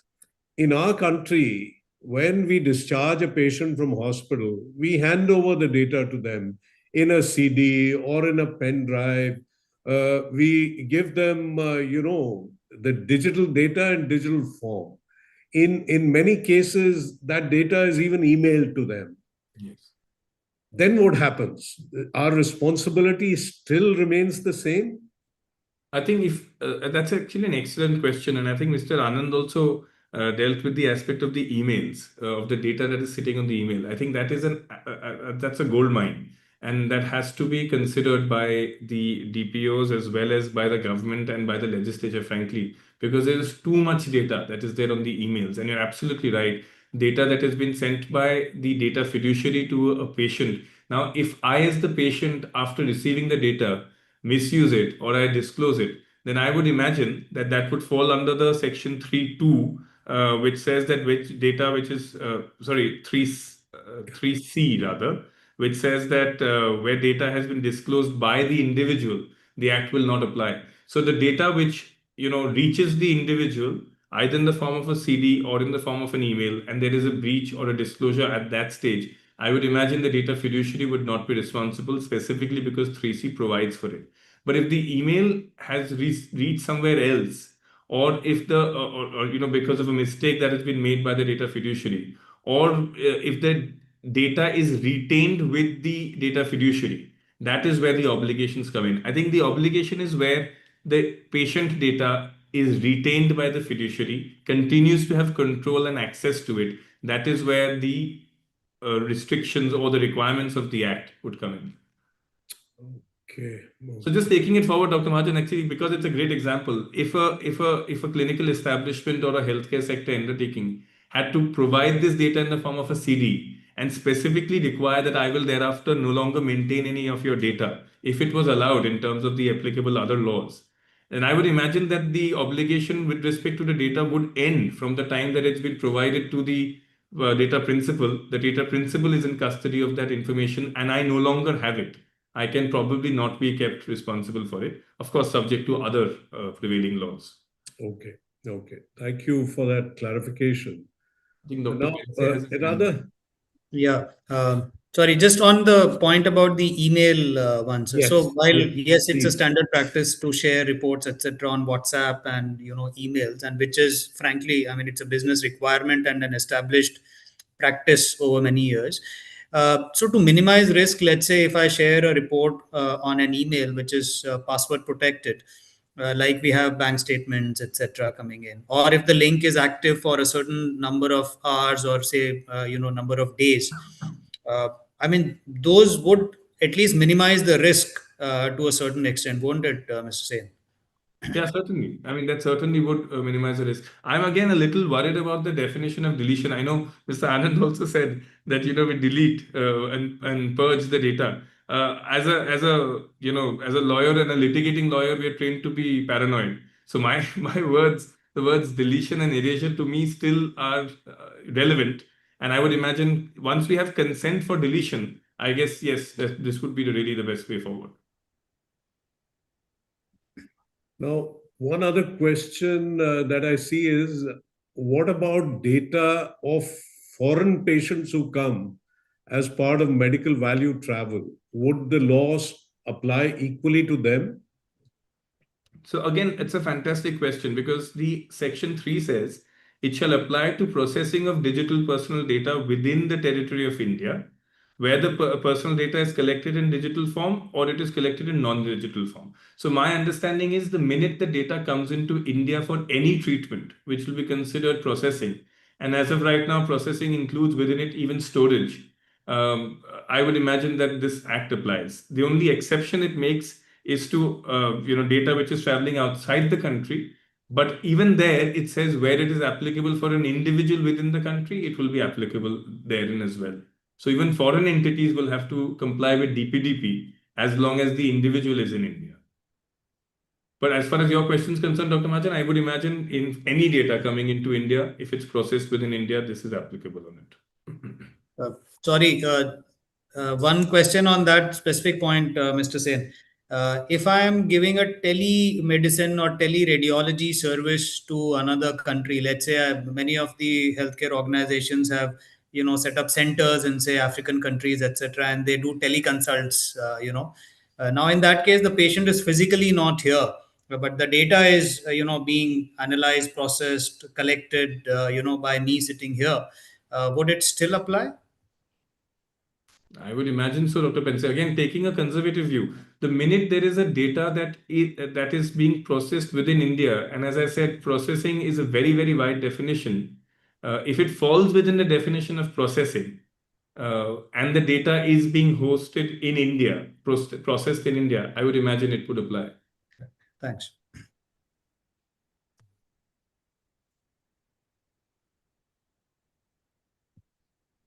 Okay, there is Rekha Bhatkhande. What happens to the registered living will if data principal or her medical attorney wants withdrawal of all digitized personal data?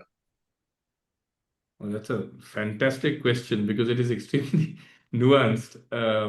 So, a registered living will is anyway a very new concept in the Indian legal system. And I think there is a requirement for the living will also to be placed with the district magistrate or some such official. In which case, it will maybe fall within the exceptions of the law, where it will be a requirement in terms of compliance of the law.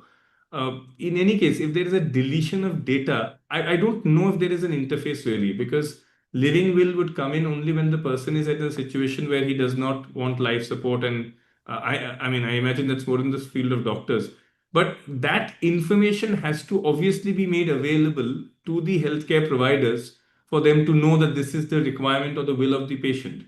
If that information is not available, then obviously the healthcare professionals will take actions. And let us remember that there are two provisions which will come to the aid of the healthcare professionals.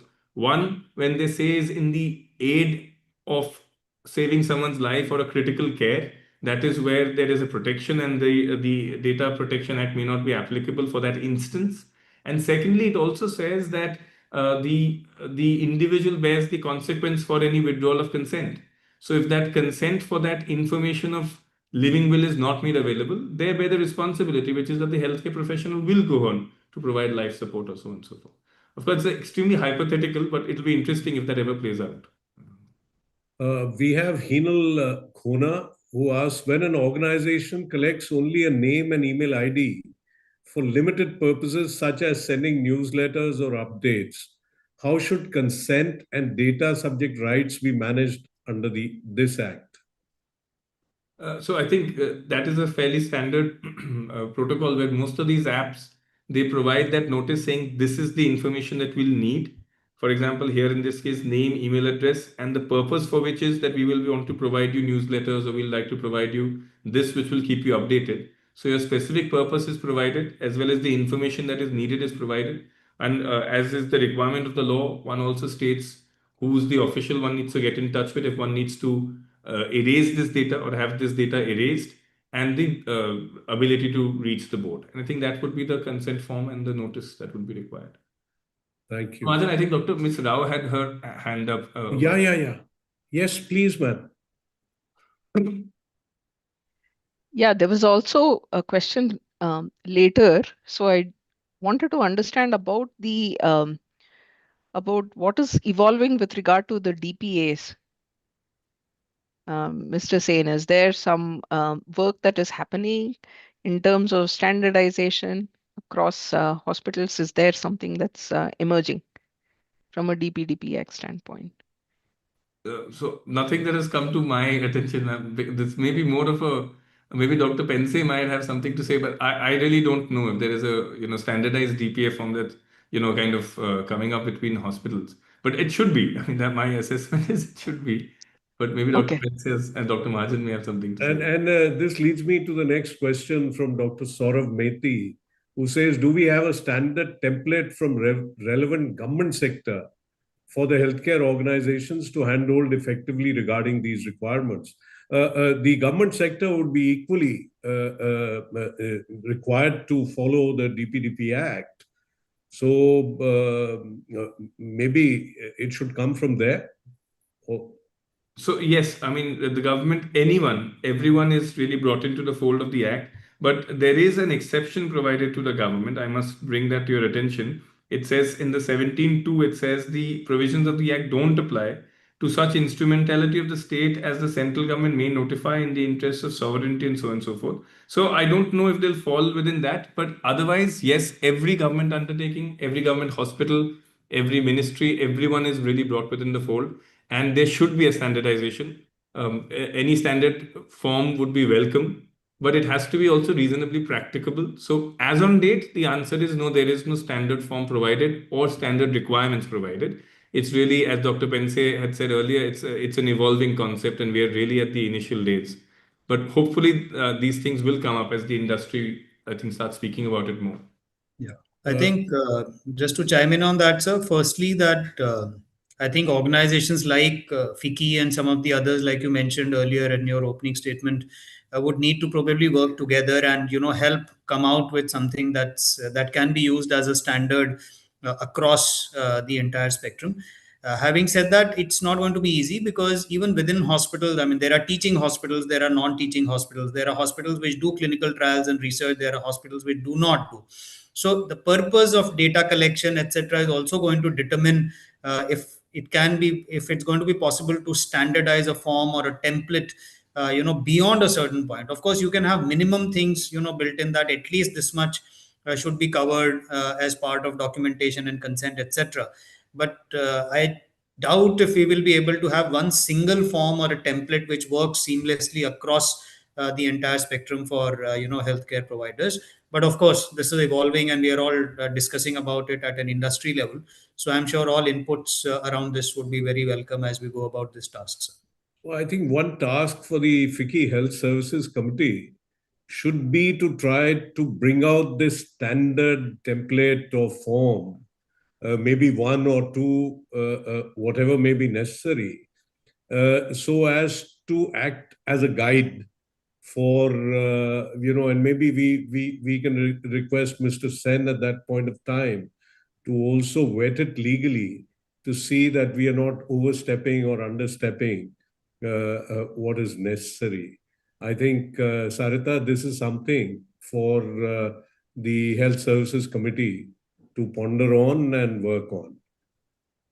Next, we have a specific question from Sunil Raj, who says we are providing healthcare in rural areas using a tablet. We have safeguards in terms of tablet password, application password.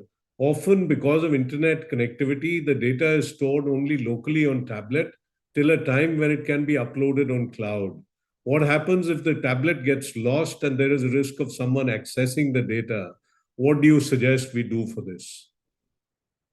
I mean, really hold the tablet close to you and put it. I mean, really, we're talking about situations where data can be hacked by someone with malware and use software, and you're still responsible. So let's be clear. I think it is. I mean, it seems like a very simple question, but actually there are layers to it, and I'm grateful for that question because here is a situation where you may lose a tablet, and that tablet, if it is password protected, if it can be opened and accessed by somebody else, yes, there is clear liability for data protection, for breach of data protection, for which you as a data fiduciary would be responsible.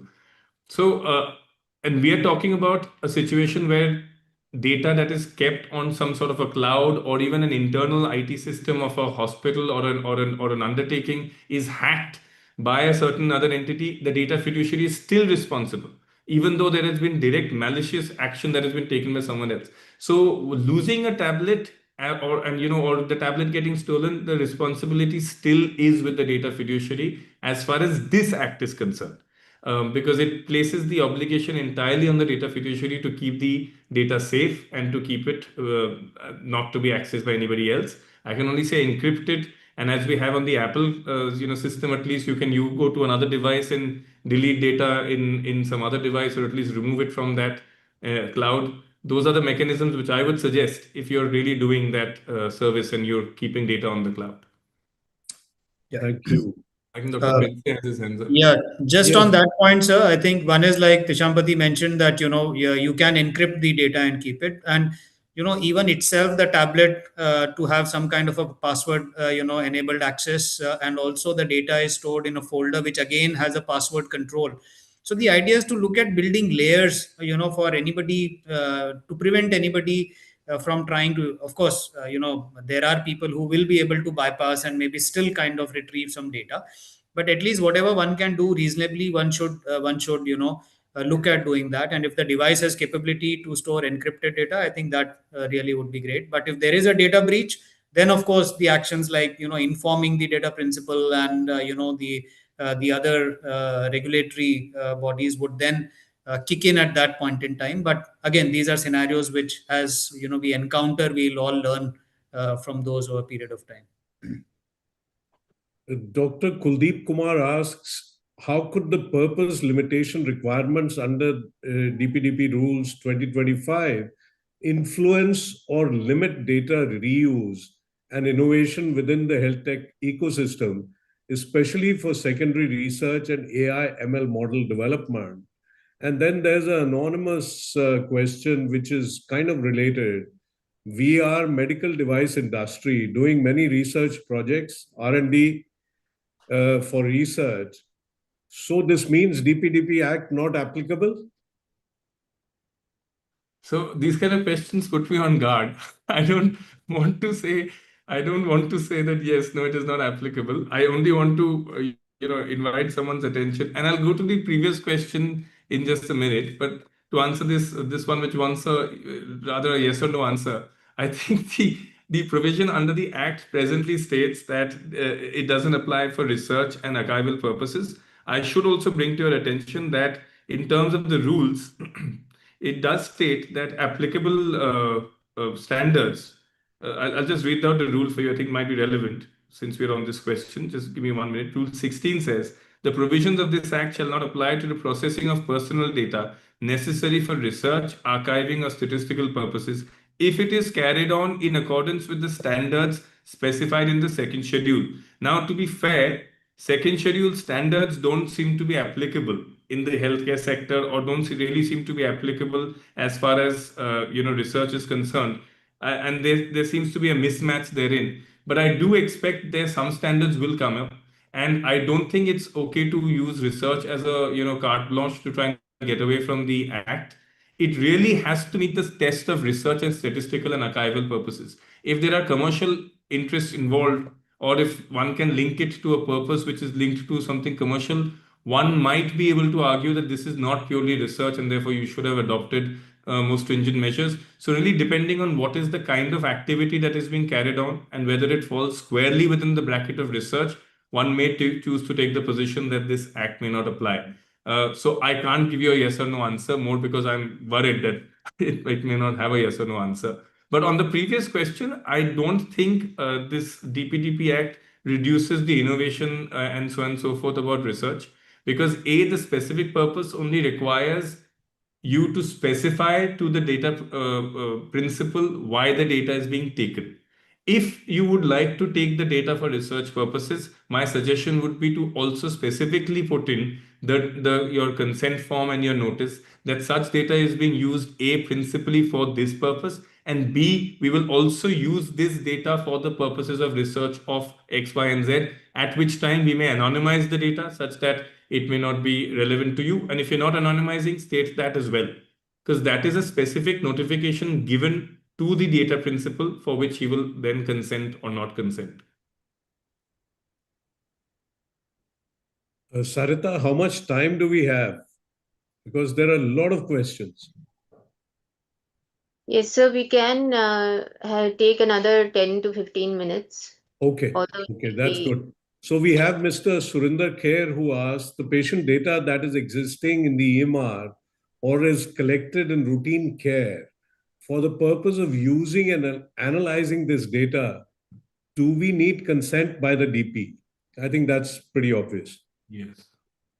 Yes, I think you would need consent in the DP. Then we have Ajit Singh, being pathology service provider, if the personal data of an employee, such as name, age, address, mobile number, is being shared by his employer for conducting pre-employment medical checkup.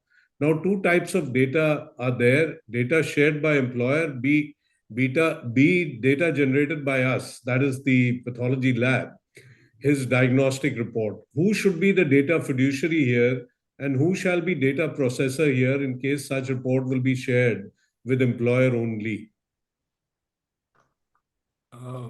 Just 1 minute, I'm also just reading. Personal data employees and so should be the data fiduciary here. So it's an interesting question. As far as the employment is concerned, there is a specific provision in the Act, and I just want to point that out. Yes, it's in 7I. Section 7I has an interesting provision. It says, for the purposes of employment or those related to safeguarding the employer from loss or liability, such as prevention of corporate espionage, maintenance of confidentiality of trade secrets, intellectual property, etc., sought by data principal who is an employee, this Act will not apply. Now, being the specific question is, if the personal data of an employee is being shared by his employer for conducting pre-employment medical checkup, now, two types of data are there, so and so. Now, so according to me, A, the data fiduciary will be the employer who is asking for this pre-employment medical checkup, because he is asking for specific kind of data. He wants the data collected.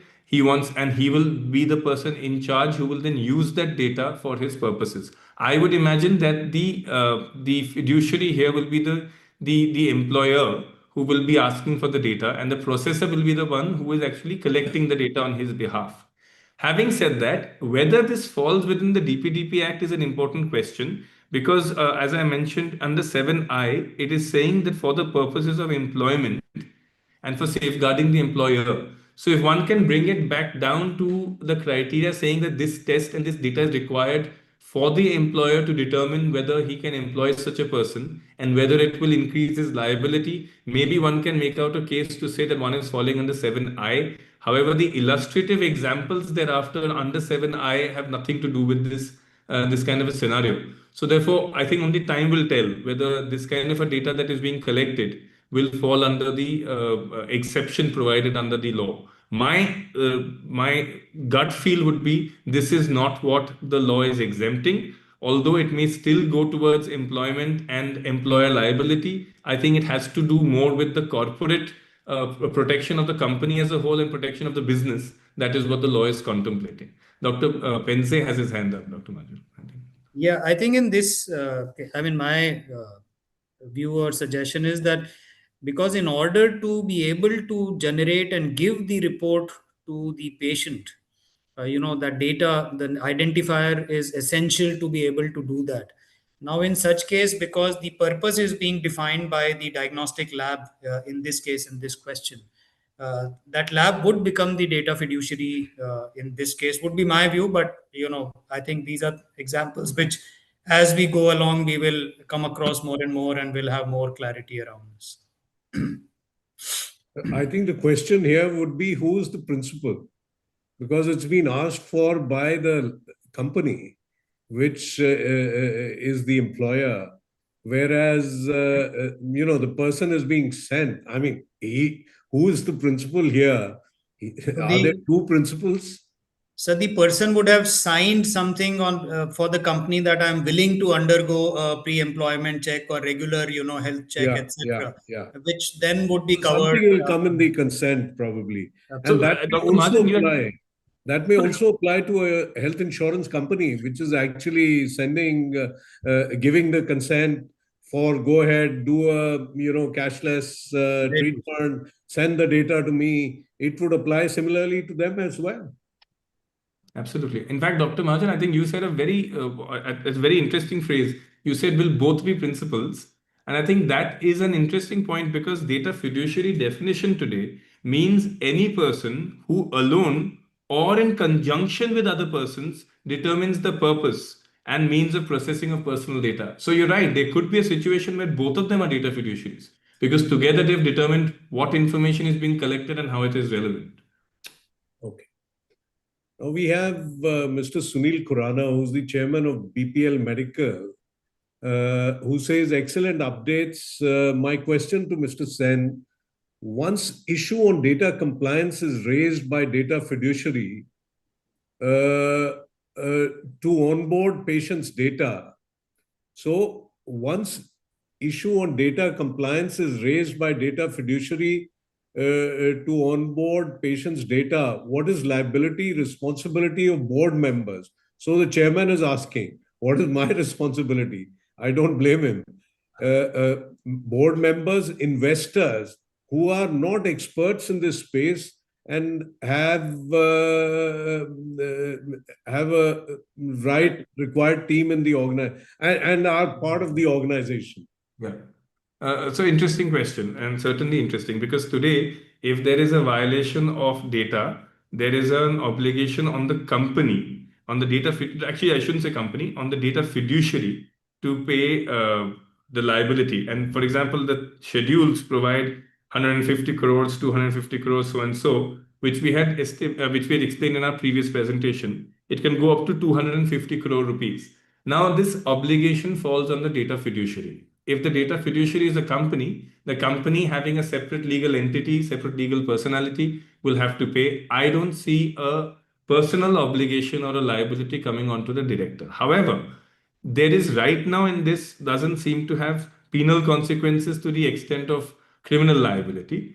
If there was criminal liability, or if it is to be extended to a point where the company is unable to pay, and therefore there have to be execution proceedings or proceedings where there has to be recovery, then of course it is established law that the directors of a company are eventually responsible for the affairs of the company, and the liability would then pass along to the directors. However, on first blush, it is the liability of the fiduciary, which is of the company in this case, which has its own personality and separate and distinct from the directors and the chairman. Thank you, Mr. Khurana. I hope you got your answer.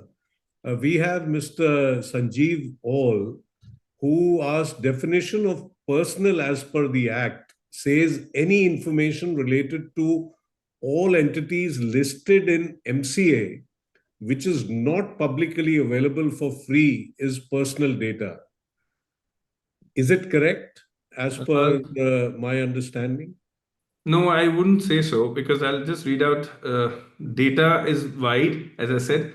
Data principle again is different. I will read out individual data. Personal data is again different. Sorry, just give me 1 minute. So, personal data means any data about an individual who is identifiable by or in relation to such a data. So, I don't think that information is related to all entities in an MCA which is not publicly available. It is any data publicly available. If it is publicly available, then may not apply in terms of the act because one would say it has been made available by the processor or the processor has given consent for it at this stage. But data is really applicable only to an individual. And as far as that data, with that data, one can identify the individual. So I would say the definition is a little more specific in terms of the act than that. We have Mr. Gagandeep Singh Kapoor, who asks, how can we fit DPDP for legacy systems and systems where states require the data for policy making and dashboarding purposes? So again, for legacy systems, I don't really know what that means. But if it means for existing practices, uh, again, the DPDP requires for data that you've collected before, it'll have to, as we've dealt with earlier, Section 5 comes in, give notices and so on and so forth. Now, as far as states require for policy making, there is a clear exception in the Act. For the state functioning and state largesse and state policy making, it is not applicable. There is an exemption provided for state functioning and for policy making and for the functionality of state, including providing benefits to and subsidies and so on and so forth. So I don't think that is applicable as far as the DPDP Act is concerned. Mr. Sanjeev All asks an interesting question. Compliance in case hospital stores physical copies of digital documents. As per the current practice, every hospital submits physical copies of digital documents to the court of law with an affidavit. So suppose we only have physical copies for whatever reason, the digital data is lost, then what happens? Then what is the compliance? What is the liability? So if you only have physical data, then this act is not applicable. I mean, very simply speaking, because it is the name of the act itself is Digital Data Protection Act, right? So it has to be, and as we said, Section 3 also makes it clear, any data which is collected in digital form or digitized thereafter is where this act is applicable. So if one has no digital data, and one has only physical data, then this act is obviously not applicable. However, Dr. Majan, the interesting question, the last words that you used in your question is really interesting. You said if the data is lost. If the data is lost, then obviously the act will be applicable because you had digital data. And as we said, there is no look back period. So digital data that is with you as on 13th of May 2027, which is when all of the provisions become applicable, I would imagine will have the applicability of the act on it, whether collected before or after. If you have no digital data, the act doesn't apply to you. Okay. Any special precautions? This is Shahaji Deshmukh who asks, any special precautions for AI in data creation? I think this is a really wide topic because yes, for collection of data for your training of your AI, if it is, and probably this is where Ms. Rao and Dr. Pense could come in, but I would imagine that for collection of data for AI creation, if it is attributable and identifiable to an individual, all of the provisions of the Act are applicable to you. One needs to collect the data with consent, having stated why it's being collected, how it will be used, process only in accordance with that, and be ready to delete the data if the data principal asks for it. If you've anonymized it such that the individual is no longer identifiable, although I do note that Ms. Rao and Dr. Pense last time did tell us that no amount of anonymization is anonymization enough. So if you reach a point where data can no longer be identifiable to that individual, then yes, one can put one's hands up and say it's not applicable to me anymore. But until then, yes, all of the provisions will apply. Okay. Agreed. Could there be a clause put in? I mean, this is a random wild thought. I'm sure it's absolutely wrong. Where you say, can a patient give a consent saying that you may delete the data as per your own convenience? He tells the hospital, she tells the hospital. If that line they are willing to consent to, then a lot of the obligations would be taken away. So yes, I would imagine such a line would be certainly useful to give the data fiduciary the right to delete the data. And as I said that, for healthcare providers, there are existing laws which says, for example, clinical establishment will say you have to hold on for 3 years or so on and so forth. So one could put in a line saying subject to existing law, if this data is not being used by us, we will then have your consent to delete it after a period of, say, 3 years or 2 years or 6 months or whatever the time period is.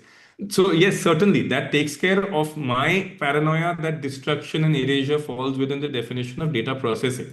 And let's see how the industry and the government come to think of those words under processing. But Dr. Majan, this is on a slightly different wicket. I'm saying even if you have such a clause in the contract which says that you will hold on to it for 3 years plus 6 months and thereafter delete, the patient could ask for deletion in terms of 6.4 and then subject to existing other laws, you will be required to delete. So if you're That's holding on to fine. the data That's for fine. That's fine. yeah, No, this is just a broad, somewhere one will have to find a way that you keep working in the best interest of the patient and not just worry about, data getting lost or whatever.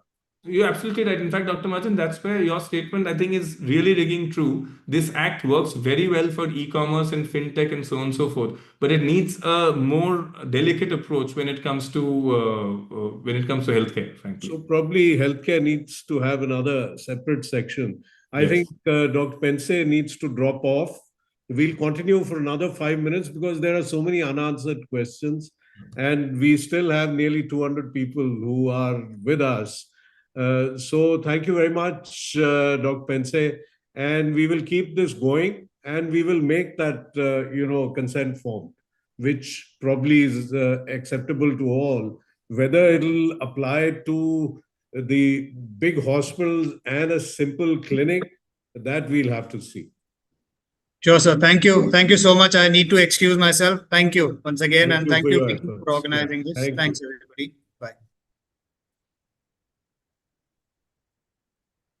There is Gagandeep Singh Kapoor again, who will convey the legal expert of most legacy system or systems which are developed before DPDP Act, when and where consent. I think we've spoken about this. Yeah.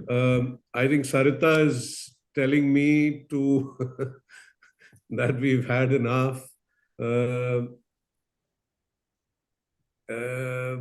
are so many more questions. Maybe So we'll another send five them to minutes you. is fine. Yeah, maybe we'll send them to you, and then you can um probably we can reply to them in case we can get through to them. Sure. There are other questions as well. Cloud and AI providers, that is going to be, I think, a big thing. What would, final question, what would a AI platform be considered as through which AI algorithms run in a hospital, but which doesn't really store any data or handle any data? It's just the medium through which AI data goes to cloud and comes back, or it may even be federated. Fantastic question, and I think one can only speculate at this moment. But given that situation, I think if the AI is being used by a hospital or by a healthcare provider for the purposes of collection or automation and then usage, the AI should probably only be the data processor, because the processing, as we've seen, is automated or semi-automated treatment of data. But it is essentially, again, who is requiring that data to be collected. Surely someone is asking for that data from the So principal. let me qualify this further. This is a chest X-ray done in a Yes. hospital, which is now using AI to generate a report. And for that, it has a platform on which it has 70, 80 AI algorithms. And one of them is being used now for chest X-ray. It goes through the platform, goes to cloud, comes back. Or it goes through the platform on-prem within the hospital. The analysis is done by the AI algorithm and the report comes back. Then what happens? Who is what? So according to me, the hospital is certainly the fiduciary, because it is requiring and directing the AI to use a certain data which it has collected from the principal. So principal knows my data is with the hospital, and what they're doing with that data is they're running some system to give me an answer, to give me some sort of a diagnosis on my chest X-ray. So the fiduciary, according to me, will certainly be the hospital, which is in charge of that data, which is asking and deploying that AI on that data for that specific task that it needs. So the AI will be the processor and the hospital will be the fiduciary, in my view. Unless Ms. Rao has any other view on this, I think that will be it. Ms. Rao, you want to add something here? I think I'm in sync with the thought that Mr. Sen brought in. Indeed, in this case, AI definitely would be playing that role. as a processor. Yeah. Thank you. Thank you. So I think with that, we are 14 minutes over time, and still a lot of people who have joined. I thank you all very, very much, especially the people who've lingered on.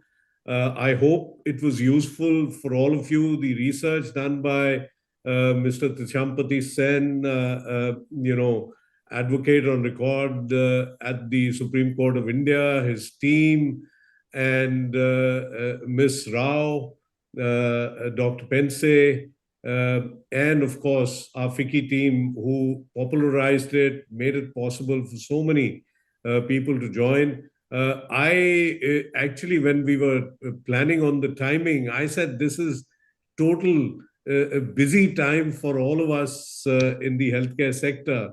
But then we were told that, so many people joined last time, and that this will help them in actually planning for the future IT systems, data storage, and protection going forward, and hence the interest. So we will continue doing this in future as well.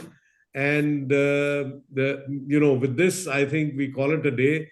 Thank you all very much for joining, and all the very best. And may we all develop a robust and inexpensive system of data protection in healthcare sector, which then is able to not only protect data, but also have it used under protection for development of newer innovative algorithms, newer medtech items, newer softwares, which may help patients in our country. We all know that our problems in India are our own problems, and we will have to find solutions. And maybe the DPDP Act bringing in uniformity of data collection and storage and use may help in that direction.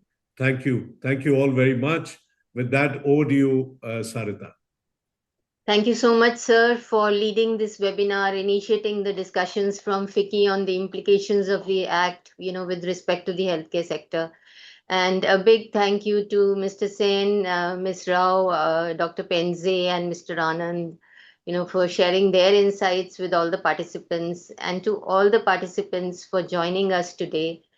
And we hope this is going to be helpful for everyone, and we'll keep you informed regarding any further discussions that we have on the topic. Thank you so much. Thank you very much. Thank you. Thank you.